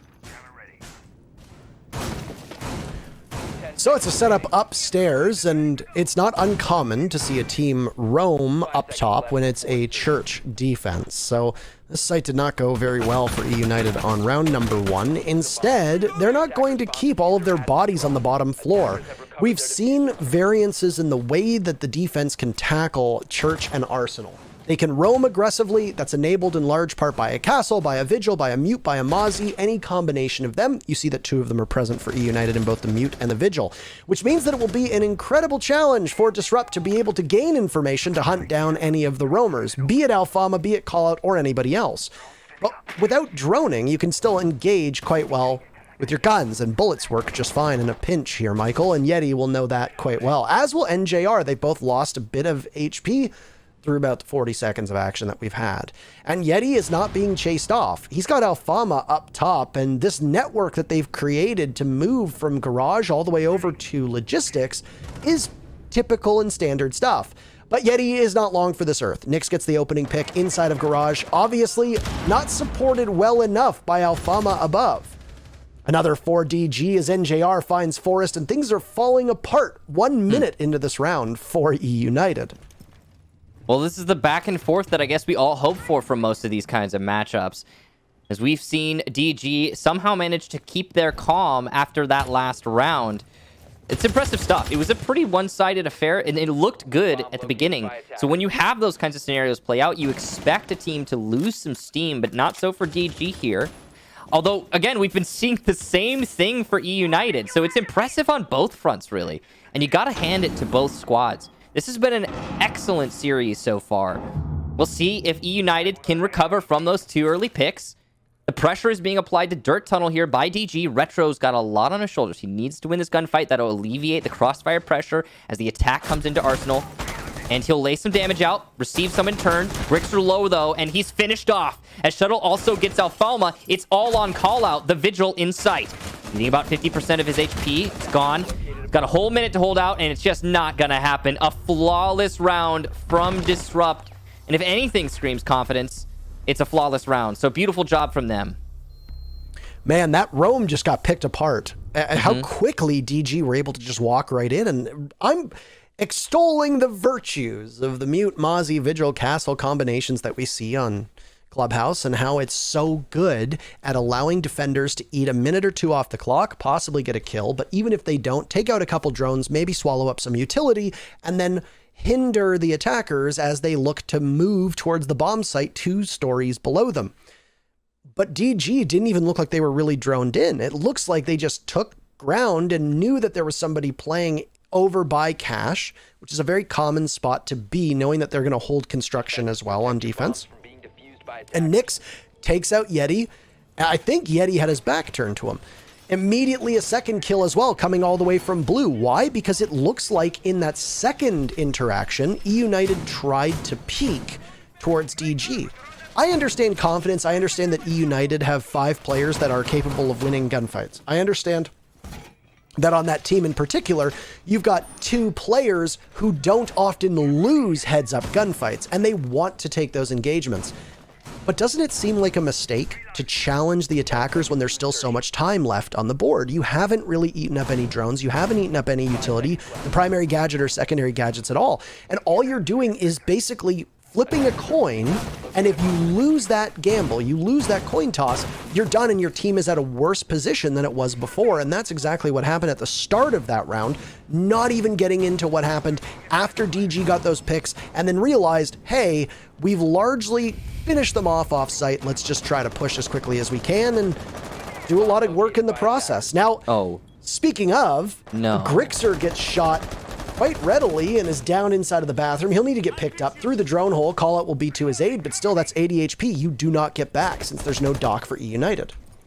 That's rough right there. A very simple angle working out great for Retro. He'll put the damage down and push Grixer back. Grixer, who has yet to find the scoreboard, is going to suffer quite a lot in this round. I don't think he's going to find it anytime soon. We'll see, though. He does have a C4. That's an indirect fight he could win, certainly. DG, though, a great start to this round, as have many of these rounds been. So, well, I guess that's, that's good to see. I think that was just a pre-fire from Metro. I think he just rappelled up and immediately started spraying through that hole. And, well, he reaps the reward. Now, DG need to get the main jacuzzi wall open. They've got a bandit trying to trick it. They've got a Thatcher to deny that tricking. They also have NJR on Zofia, who could rotate over and stun. It looks like that'll be pretty easy. There's no shield in place to deny the stun, so that could be accomplished fairly quickly. Vetro continuing to spray through that drone hole, trying to apply pressure. NJR gets Forest. There goes your sideways pressure, your flank, who was playing inside of Server, I believe, when he got eliminated. Grixer prepping the C4 to try and deny the pressure. Oh, there's 2 exposed to the C4 right now. Could be a moment of truth here, but it's actually going to be caught mid-air, I believe. As the C4 is tossed, not detonated, which means, yes, it must have been shot mid-air. Unfortunate for Grixer. Call Out eats some damage as well, and I think the wall has just been opened up. Call Out will late reinforce, but this is looking desperate for eUnited. And both members of eUnited that are poised and ready to greet the members of DG are low on HP. Call Out now, as you noted, with that reinforcement in a significantly better spot, but he'll get watched by the Jackal as the cross from bathroom is held, and there's really no safe way out. The Tracers from Grixer give his position away just by the mattress, and well, if you're the Jackal of Nyx, you have two members of eUnited that you're just very patiently waiting for. The problem is that until you dislodge Grixer, B is not safe. There goes Call Out to Nyx as he moves in the bathroom exactly as we had anticipated, and Nyx is now ready for the next one. An Alibi Prisma outside will continue to distract. The Jackal goes on in, but he gets shut down by Grixer as Reed and Retro find the scoreboard, leaving Alfama in a 1v4. Heading over towards Logistics, but taking a lot of damage in the process. He wins the fight against the Sledge, and another on NJR. My goodness, what a shot. Diffuser going down from Retro, and there's no way Alfama's able to stop it. So he's got 45 seconds to win this round for his team. It's all on one man's shoulders. Reed and Retro, as we'd noted before, they were in a rough spot on a previous round, but they have the advantage here. Diffuser spotted by Alfama. He's going to go for a run out. No Claymore. That's a daring play for him to make. He's playing with a ton of confidence, though. Knowing that he can outgun both Reed and Retro on a good day, Alfama will try to stick it, waiting for Disrupt to go in. Alfama comes off. He gets one, but traded out. Almost gets all four of them. But what a play from Retro. Half of the diffuser wasted away before Disrupt are finally able to shut down the Frenchman, and it's 4 rounds to 1 for Disrupt. Alfama brought that round within an inch, almost managing to secure it, salvage it, I should say, for his team. But really, DG with such a thorough clear of the bomb site. It's worth keeping in mind that that is the gym defense, a site that is hard to hold, to put it lightly. So not a whole lot really on the shoulders of eUnited. They almost managed it. Really just DG going through the motions and working out pretty well. There are a couple things I want to highlight though. DG were not clearing out on the server side, where there was a hold set up by eUnited on the server side, or the CCTV side, I should say. And despite that, eUnited's flank from CCTV resulted in just a death. So that means not only do Disrupt save time by not clearing out your security, they also get a kill there, and they don't even have to invest in a clearing to get that kill. So everything on the east side of the building that last round worked out for Disrupt, and they barely even touched it. Then the execution comes into the site. You've got your crossfire from the balcony. The C4 that was getting ready to be thrown gets shot midair, so there's no alleviation from the pressure there. And since that balcony pressure is not alleviated, the wall is open up. It's a pretty easy clear into the site for Disrupt. And so they went through that in a very typical fashion, and it worked out great for them.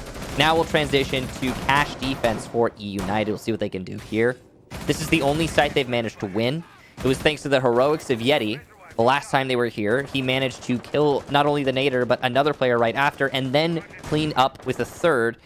Overall contribution, though, from the team, eUnited, a great round last time they were on cash. This is crazy to me that we are seeing a 4-1 on Clubhouse on attack, but yeah, that's a conversation for another day. Coastline was flipped on its head earlier, so it really shouldn't surprise anybody that the same holds with Clubhouse, but it does bode really well for DG because they're going to go on defense and presumably they'll have the map working in their favor. The very first opening duel that breaks in favor of eUnited is immediately shut down though, as Yeti trades his life for Reed. So DG have been excellent at starting off the festivities. In this case, they still get a kill very close to the first frag that comes in from eUnited. But that's huge that it's Reed who dies. And you could see that Yeti was playing inside of Garage. He peeked out and took out the Thatcher that was playing on the wall. Nonetheless, there's a frag grenade down below that blows open the denial. Alfama falls off to the top of red, and the wall into CCTV gets opened. So, job done for Disrupt. And importantly, they don't have to deal with Yeti. It's a trade out of Reed. Now, that's the Thatcher gone. That's big. Thatcher is a huge operator here. But in terms of fragging power, I'd say eUnited are the ones who are suffering a bit here more off of that trade. And also, it's that wall opened up. The Montaigne ready to push in through Garage. Everything's looking pretty solid for the... I'm not sure what Alfama was thinking there. That was a terrible decision to go for that peak. NJR really grateful for the free kill that he was handed. Grixer seems to want to get aggressive too. I'm not sure that's the play, Grixer. I mean, it might work out, but it's big risks, man. It's big risks, and it hasn't been working out for his teammates. Big kill there, though, on the balcony, or on the catwalk, I should say. Forrest taking down Nyx. Retro will get Forrest in the end, but the Montaigne's gone. Grixer goes for the aggressive play, and, well, I mean, it does work out, even if it's risky. Beautiful job there from Grixer. Shuttle and Retro now in a 2v2 against Grixer and Callout. Default cam finally dealt with, and it's going to be Garage as the main push for these last two attackers. If I'm Nyx, I am not happy about that one, but at least you traded off Forrest, so that is where you want to be. Grixer has one smoke left, and he's just hoping that it gets closer to that 15-second mark. Proximity alarm will give away the fact that Shuttle is inside of the bomb site, makes an annoying and irritating noise, and he gets gunned down from the side. Grixer now needs to stop Retro in a 1v2. Retro all tied up. He made the plant go off, waiting for the Jaeger to push on by. Gets smoked by Callout. Goodness gracious. They've called him the Clutch Minister before, and he lives up to that title here. Grixer allowing him to get the defuse as well. And there you have it. It's still an advantage in favor of Disrupt, but it's closer than it was before the round began. DG will move to defense on Clubhouse, up 4-2. Okay, a couple things I want to highlight out of that round. Thing number one, the Montaigne dying on the balcony. That's huge. That's massive. If that hadn't happened, the round looks a lot different. Thing number two, that proximity alarm is quite possibly the smartest use of a proximity alarm I've seen so far in competitive play. And now, I might have missed a few others, of course, but that right there was really, really clever. What they did is they recessed the proximity alarm into the floor so that it only calls out for default plant spot. And it's harder for the attackers to spot and thus shoot. Now, obviously, a Thatcher would have negated this, but that's beside the point. The idea behind the alarm is very clever, and we haven't seen many of those clever uses yet in competitive play. So props to eUnited for using the alarm in that way. It worked out great for them. You could tell by the way they paced themselves in that round. They were only engaging when they thought it was appropriate based on the information they were getting from the proximity alarm, and that's clever. That's just, love it. The other thing I want to mention is Retro. Retro knows how to plant, man. He just keeps getting that diffuser down.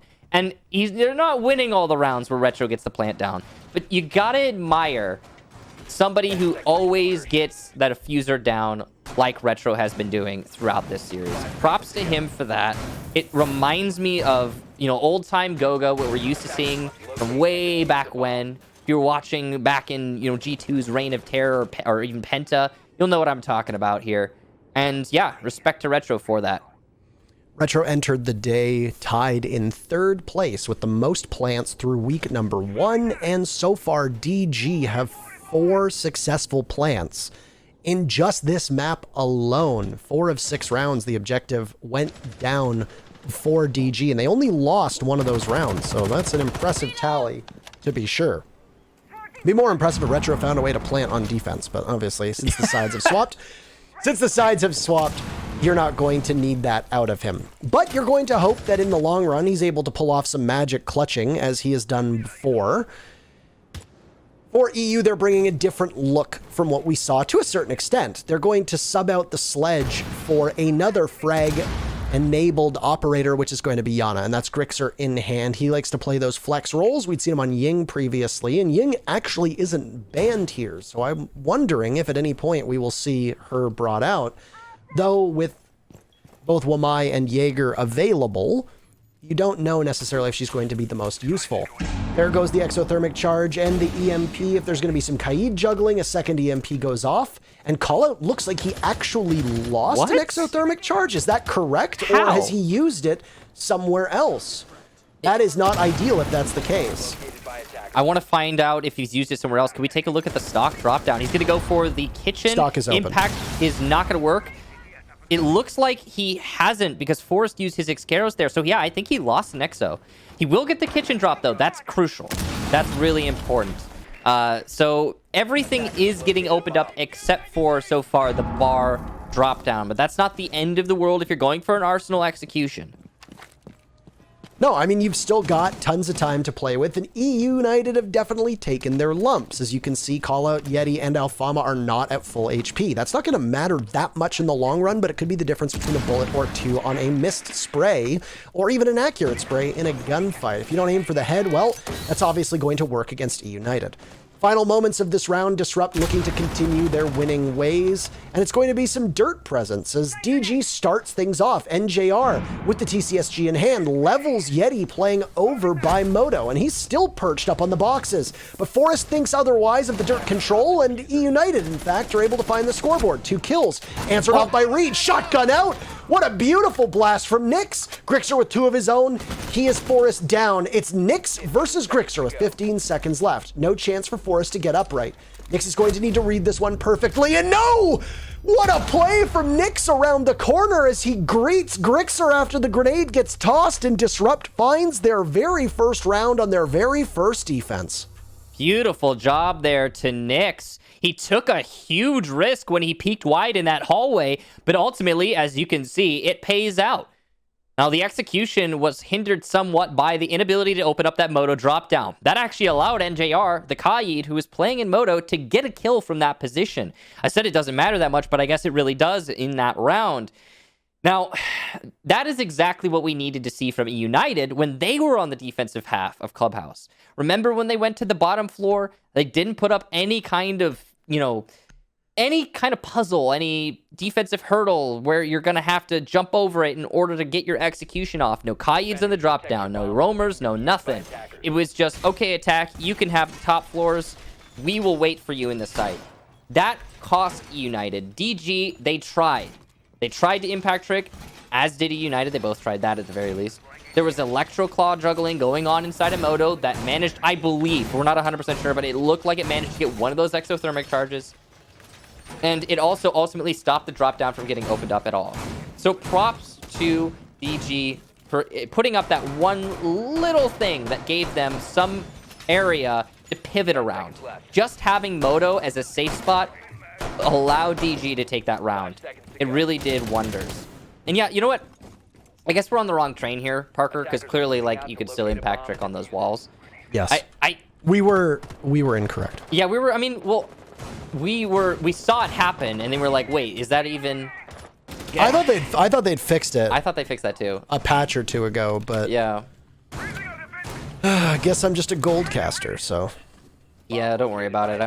I'm pretty bad myself. There's so many things to know though about this game, you know, like all those little things, and they come and they go and they move. That's the thing. You used to be able to just impact trick that, right? And then they added in something, and everyone assumed you couldn't impact trick it anymore. But apparently, this whole time you've been able to. So never mind. Yeah, you could. They used to be able to impact trick jacuzzi wall as well, but they changed those too. So yeah, obviously changing it because Gym and Master was so strong for a period of time because you could just impact the top of it. And now you can't. Anyway, 1 minute into the second defense now for Disrupt, and they ended up winning it in a 1v1 essentially on the previous round. This is going to play out very similarly to what we saw from eUnited, but Shuttle will not challenge the wall.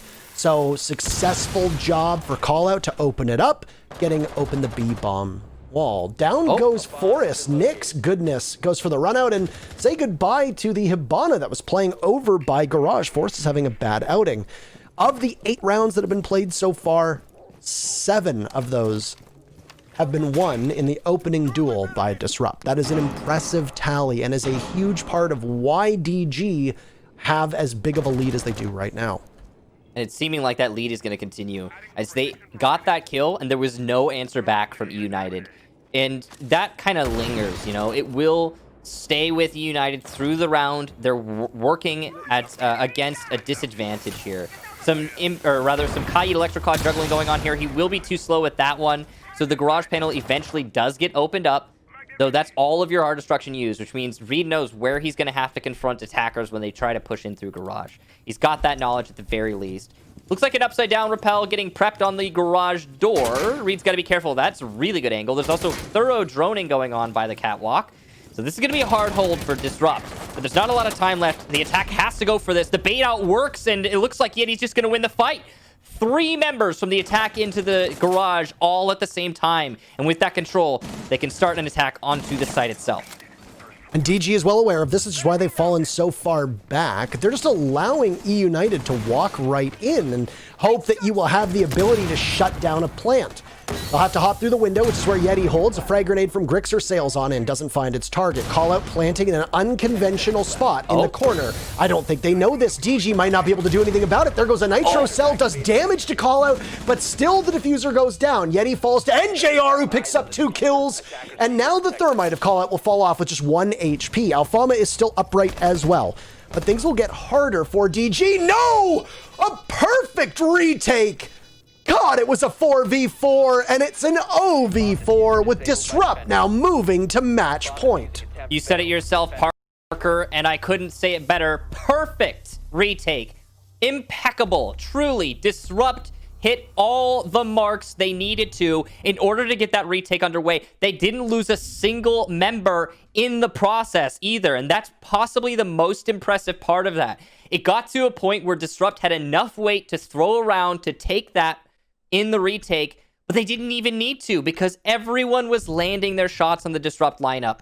Beautiful job there, and a round that should have truly been eUnited's. A beautiful plant spot ending up going the way of Disrupt off sheer gun skill and timing. That is the most crucial thing probably in a retake. The timing at which you try to go for those fights. Beautiful job to Disrupt. We'll move on now to a gym defense. This has looked like nothing but Disrupt through Clubhouse. We haven't seen eUnited show up in the same way they did on Kafe. We haven't really seen their presence shine through in any way whatsoever.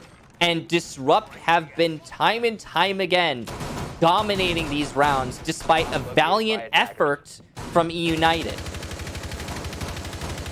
This is night and day from what we've seen at a Disrupt. On even Coastline, you know, even the map that Disrupt won on, it was not a very well coordinated map. Kafe was pretty miserable for Disrupt, if I'm being honest, but then you look at a map like Clubhouse, it's obviously a very technical map. It requires an awful lot of strategy. It's not a map that you can necessarily just run in and engage people in gunfights with. I mean, you can do that on any map, but it's not a recipe for success. There's so much of this map that needs to be droned out. There's so many different ways that the defense can play on that top floor.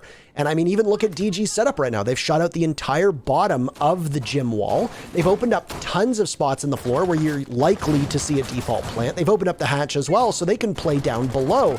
And I would imagine there's going to be some trickery on their end, given the fact that Nyx is running an alibi with those 2 impacts. He can do some damage on that first floor.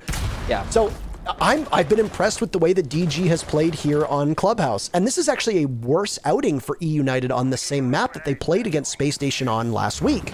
Last week, they were able to take 4 rounds off of SSG, which I think, it's not a controversial opinion, SSG is a much better opponent than Disrupt. And yet, it's been a worse series now for eUnited, and that is obviously a problem. Yeah, I mean, eUnited looked like something else entirely on Kafe. That was just an incredible performance. Their attacks, their defenses, it looked so solid. And then, who are these guys? What happened to eUnited? That's the question that's going through my head right now, because this just seems like a totally different team. We're not done yet. Some damage will be done to NJR, and oh, look at that. eUnited have brought Grixer on the Ying. He'll stun his way in, flash the Jaeger, and get the easy kill. Takes him a little bit more than you would expect, but he gets it regardless. eUnited's collapse has been perfect through this execution. Shuttle and Retro are doing their best to try and get a kill or 2, but it's really just Force and Alfama who will be taken out. Shuttle now alone versus 3, and it's just not going to happen. The Ying Candela's entering into office, and the rest of the collapse after the jacuzzi wall got opened up was all in time with each other. eUnited, I guess they can hear us, Parker, because that was the best we've seen from them so far. I mean, Gym Master is the bomb site, in all fairness, that you expect the defense to lose. True. So, I mean, you can kind of chalk it up to the fact that it's harder to hold. And if you don't have a Warden or you don't bring a Wamai and a Jaeger in the right spot, a Ying is going to get an absurd amount of value as an operator. And that's exactly what we saw. The Ying was responsible for 2 picks as she dropped in. You know, I refer to it as Blair Witching when the defender is standing in the corner, not looking at the flash. And I think eUnited played it really well. They just rushed the bomb site. They took logistics, they isolated construction, they were able to go on in. They didn't have to worry too much about Jim because there was nobody playing over there, and anybody who was off site from Disrupt did not have a chance to be able to get back in time to stop eUnited. And EU are at their best when they are setting the pace of the round and engaging in those 50-50s. Time and time again, EU are a team that is good enough to win heads-up gunfights against every team in this league. So if you can set the tempo, if you can go for the throat of your opponents, you are going to be, if you're eUnited, in much better shape than allowing DG's complex setups on defense to ultimately rule the day. I like that eUnited faked the Yana and then went with the Ying again, and I would expect to see Ying in play for Grixer, as this is a very comfortable pick from him. We talked about it a couple rounds before when Grixer was on the Ying up against SSG last week. I expect to see a lot of value out of this pick, and it will come down to whether DG decides to run a Warden, as we saw Space Station decide to do after Grixer punished SSG on, what was it, 1 or 2 rounds? Well, whatever it may have been, there has been quite a lot of punishment on both sides, and I think that this Ying pick, speaking of Grixer, is probably going to be the most influential thing that we've got going on for eUnited. He's been really pulling it out. That last round was, I think it was all on Grixer, the reason they managed to take that. Aside from him, we did see the collapse come in well-timed. Alfalma in this round is going to be a top performer already, as he'll take down Nyx. That's your smoke of all operators. Jeez. Dies before we even hit the 2-minute mark. Ying is in sight. What is going on right now? This is exactly what they did to SSG, Michael. And it's gone. It's just like that. Site control is gone, but what a shot from Reed. He wins that gunfight and stops the plant to boot. Call it will get Reed, but the player is down. That's Yeti on the floor. A 3 versus 3 right now, and DG trying to retake their own bomb site. Yeti can still be salvaged. It's not going to be easy, though. Bulletproof camera's still in the pocket of Retro, and he's dispatched through the open hole in the armory, or rather the church wall. And JR gets Alfalma as a response, and Shuttle, who could have been a big player in that round, gets eliminated without any work done. It's all on the newest player of DG, and JR has to find 3. It doesn't seem likely. Yeti getting picked up. Good rotate here from NJR. This is going to give him a great position. He'll get his first. Has to expect someone else at the same location, though, and the other player in blue might catch him on the cross. But, oh, Forrest has got to cover directly, so he'll rotate. Here comes the push. The C4 perfectly placed, and it gets call out. But Forrest gets the shot in return, and eUnited will take the round. Oh my goodness, how would have that been for an end if NJR had a Nitro Cell both of them and been the unsung hero for Disrupt, but no. Honestly, eUnited, once again, 2 rounds in a row, they do the same thing. They utilize Ying to completely blow through the utility, take control of at least a portion of the bomb site, and then just punish the defense. And what a shot that was from the castle all the way at the other end of Arsenal. The UMP winning out a gunfight against Ying and then pushing up, almost getting the other. eUnited dropped Yeti, but then got finished off from the push from Callout coming from Dirt Tunnel. eUnited worked largely on their own. They had somebody over towards Garage. You had one in blue. You had another come in through blue a little bit later. You had one come main stairs and then another over by Dirt Tunnel. You literally entered the bomb site from every single possible opening on your own, and yet eUnited didn't really stumble for it. I gotta say, they're looking like they're going to do it again with this lineup, and DG will likely be very prepared this time, and they will. If you watch the VOD from the SSG match, you know that Grixer is going to take blue and then continue to move from there towards dummies, towards the back of Arsenal. I don't know if Grixer's going to change it up, but if he's a creature of habit, you're going to see the same style of play from eUnited. There has been no response from DG, though. They didn't bring anything to shut that Ying down outside of the Jaeger. And if they put the ADSs over there, fine, but that's only a temporary measure. An operator like Warden or even a Wamai being brought as well could nullify a huge advantage that Grixer's Ying pick gives to eUnited. They have to nullify that Ying somehow.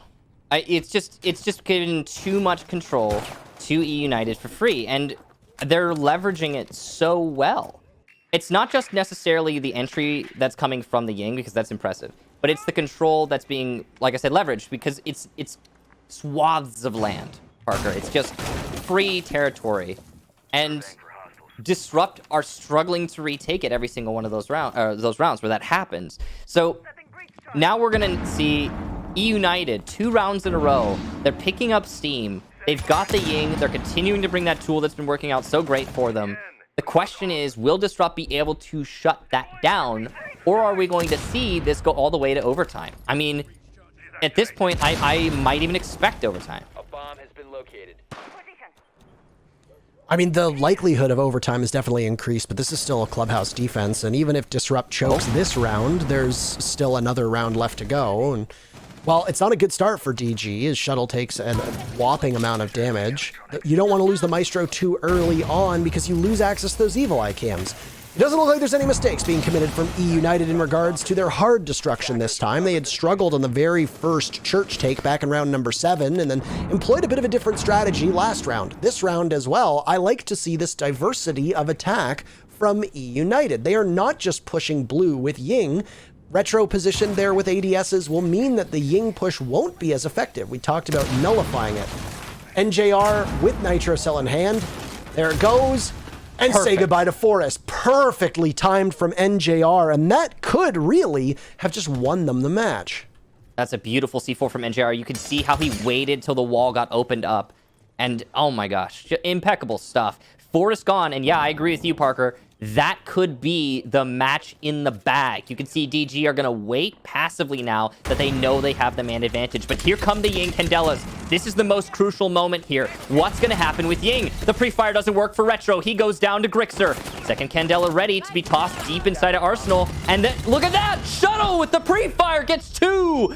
The dirt tunnel is levied, though, in favor of Callout, as he will continue the engagement towards Reed. That goes all of the Arsenal control. It's NJR and Nyx versus Alfalma and Callout, with Arsenal control in favor of the attack. Nyx does not have many smoke canisters. He's going to have to use these perfectly. And the plant hasn't started yet. Alfalma's got diffuser in hand. NJR ready to flank, and look at that! Nyx landing the shot onto Callout. Alfalma's going for the plant, and he's gonna get it down. He should be able to play this post plant, but in a 2v1, it doesn't seem very likely. Could be timing here. Alfalma eats some damage through the wall.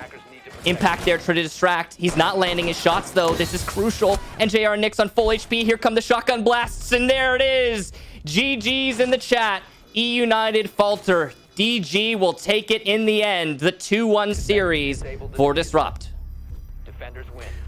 One of the best matches I've ever seen from Callout, and yet it doesn't do them any good. 7-4 in favor of DG, the exact same scoreline that eUnited had to deal with against Space Station last week. Clubhouse very clearly might move itself into Instaban territory for eUnited after these 2 weeks, but man, what a story from Disrupt, what a match that was, and the very first victory in the US division for this new Disrupt team. That's it for Kicks and myself. We'll go to a break before letting the analysts break down what happened in our first match.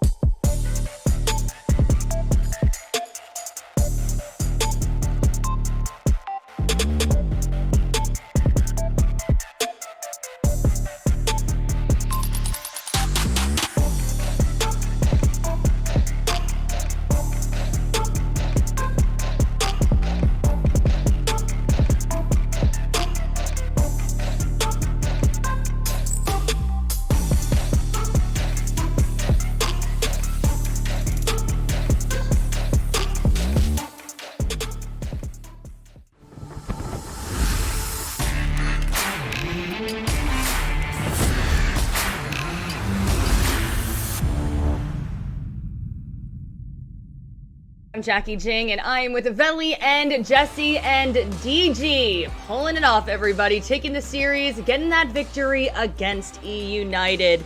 Disrupt just executing well, not making many mistakes on map 3. And Kix was highlighting Retro's play, NJR also playing very well. Who were the big standouts for you, Jesse? I mean, definitely it was a whole team effort, I would say, today for Disrupt Gaming on this. They seemed really well coordinated. Certainly, like, Retro was there getting the plants down. Absolutely, he's doing his job. I think NJR is getting into positions really, really well, especially in those early rounds when they got a couple in a row against the United. He's doing a good job just catching people off guard. So I like to see that from him. Overall, like, Disrupt Gaming worked together as a unit quite well. Nyx had a really nice clutch at the end in the basement as well on Smoke. So the whole team putting an effort for Disrupt Gaming. Okay, Veli, I want to talk to you about eUnited. So they seemed very much influenced by Yeti, and map 3 he just didn't come out as big. And Alfalma, he had flashes of greatness today, but I just feel like we need more. So when eUnited powwows after this, what are they going to need to address? Because I know you've been critical of them, so I'm sure you kind of have a list growing here. So what we saw from eUnited today was kind of like a Dr. Jekyll, Mr. Hyde type of thing, right? One map they can be amazing and lights out, the next you question, okay, where's their spark? And I felt like they need to find out ideally what their identity is. The one thing we can say about eUnited is that, yes, even though they have those unorthodox pushes, they work extremely well. I actually love whenever my man Grixer is on Ying. That's not something I expected to see a lot of, but he keeps bringing her, and he's relentless with her thanks to the Candela. So if they can continue to build an identity on attack, because I feel like that's where they've had a lot of issues, and they start to revert to their old ways, they can be way more successful than that. Also, I just need... I don't know, like, I take a look at which players have a hot hand and which don't, and you see players like Yeti going off with mute ops that don't have good guns. Meanwhile, not a Dragon call out, but you see call out a lot on Jaeger, and not much comes from it. Why not put that type of gun in the hands of someone that's able to make plays, someone that has a lot of experience rotating and going big like Yeti? That's something that they need to do. Are they done? No, they're not done. I just think they need some soul searching. I also want to add on to eUnited, like, the way they play this game, obviously, people have talked about it's very different from basically every other team inside of North America. Yeah. It can rely a lot on those individual plays, and that's just not going to work in a league that focuses best of threes, right? Sometimes it can work out for a map or two. You have, Alfalma gets hot, Yeti gets hot, they pop off. You can really... and eUnited allows those players to do that, and they really do support the players when they do that, and they, play strats that enable the players that pop off to pop off. But when they're not, and consistently they can't, I don't think any player can, you're not going to be able to find that sort of success. So particularly moving to this new format, I think has really hurt eUnited, and they might need to change something quite drastic on a team level scale to find success in the NAL. One thing I will say, take a look at their successful pushes, especially down low in Church and Armory. Whenever they have that perfect pinch, whether it's Alfalma or whoever's on main stairs, and you got Grixer coming up with Candelas down blue hatch, someone coming in from dirt, they all execute at once. That's one thing they do perfectly well. Stick to that, man. Bring more of it. Like, eUnited, they have what it takes. It's just, when are they going to show us what they're capable of? I definitely think we saw a lot of inconsistency. Do you think that role changes may be needed, or do you think that's jumping the gun a little bit too early, Jesse? I don't know. I think eUnited have played around with a lot of different role changes, obviously over the off season, and then before that as well. Alfalma coming in kind of, made that a whole big thing. They could try it. I think role changes would be worth a shot. I'm not going to sit here and say that the big problem is like, this player's on this role. I don't think that it can be boiled down just to one thing like that. But I think that, role changes could be tried. Something certainly needs to change for EU. All right, and we do have Nyx on deck. Nyx, can you hear us? I can hear you guys. How you guys doing? Hey, Nyx, congratulations on the victory. Got a lot of questions for you. I know last week was rough, and I know that you all were very motivated and determined to prove yourselves. I wanted to know, what did you tell your team going into this series? What did you tell each other? So, we tell each other, we obviously talk a lot before going into the series. Before going into this series, I told the team that if we just stay calm, play our game, and focus on communication and trading, that we'd be okay. We knew coming into the game that eUnited was a very aggressive team. They like to push with Gang and like to do a lot of fast plays like that. And if we just communicated well and traded, then we would be okay. Okay, let's talk about NJR. I feel like he has been a great addition to your team. I think lots of people feel that way. Can you talk about his contributions? Yeah, NJR has been a huge contribution and a really big reason that Disrupt is what it is right now. His fragging ability, his communication, his just overall game sense as a player at 18 years old is absolutely ridiculous. I don't want to speak too soon, but I definitely think NJR is going to be one of the best entry fraggers in all of North America. This guy's the limit for him. This guy's insane. Speaking very highly of your teammate, love it. And DG really trying to make a name for themselves right now. What do you want people watching to know about DG? What do I want people to know about DG? I want people to know that DG's here to play. DG's not here to be okay with being a bottom 4 team. We're our roster is full of players that have absolute veterans within me, Retro, and Shuttle. Shuttle is one of the most underrated players I think in the game. Retro is one of the most underrated supports alongside Reed. I think our team is one of the most underrated teams in the league, and I think that we can definitely take top 4 if people keep underestimating us. I love that answer. All right, Nick, speaking with a lot of confidence. Congratulations on your win. Thank you so much for speaking with us. And I'm going to throw it back to our analysts, Veli, Jesse. Thank you, Nix. Man, y'all heard our boy Nix there. He's sounding very confident. I think he really needed this win. Don't you think, Veli? Oh, definitely. Like I said, that was a man with some of the most criticism out of any pro player out there coming into the NA League, especially this first season. So Nix has been performing because he has no choice. The moment this team fails, everyone's going to point the blame at him, and he's going to avoid that at all costs. Jesse, what really stood out to you about that interview? I mean, I heard him say, we're not a bottom 4 team. I was like, wow, okay. He is talking big. Mm-hmm. I mean, I think that, Disrupt Gaming, despite last week's shenanigans, they really, are winning over some fans. I think obviously the org has put a lot into Rainbow Six Siege, and the players are just so, it's so easy to love these guys and to cheer for them. The way he hyped up NJR in particular was really just put a smile on my face, because it's that's your new guy coming onto the team, and I think he needs that, right? So seeing that the team are supporting each other like that, just hearing those words from Nix was I don't know, it made me feel really happy for them that they finally got this win. Oh, definitely giving us the feels. All right, thank you so much, gentlemen. And coming up, we have our second matchup. Everyone, do not go anywhere. We all love this rivalry, right? Tempo Storm versus the Susquehanna Sonics. You know you want to watch it. Don't go anywhere.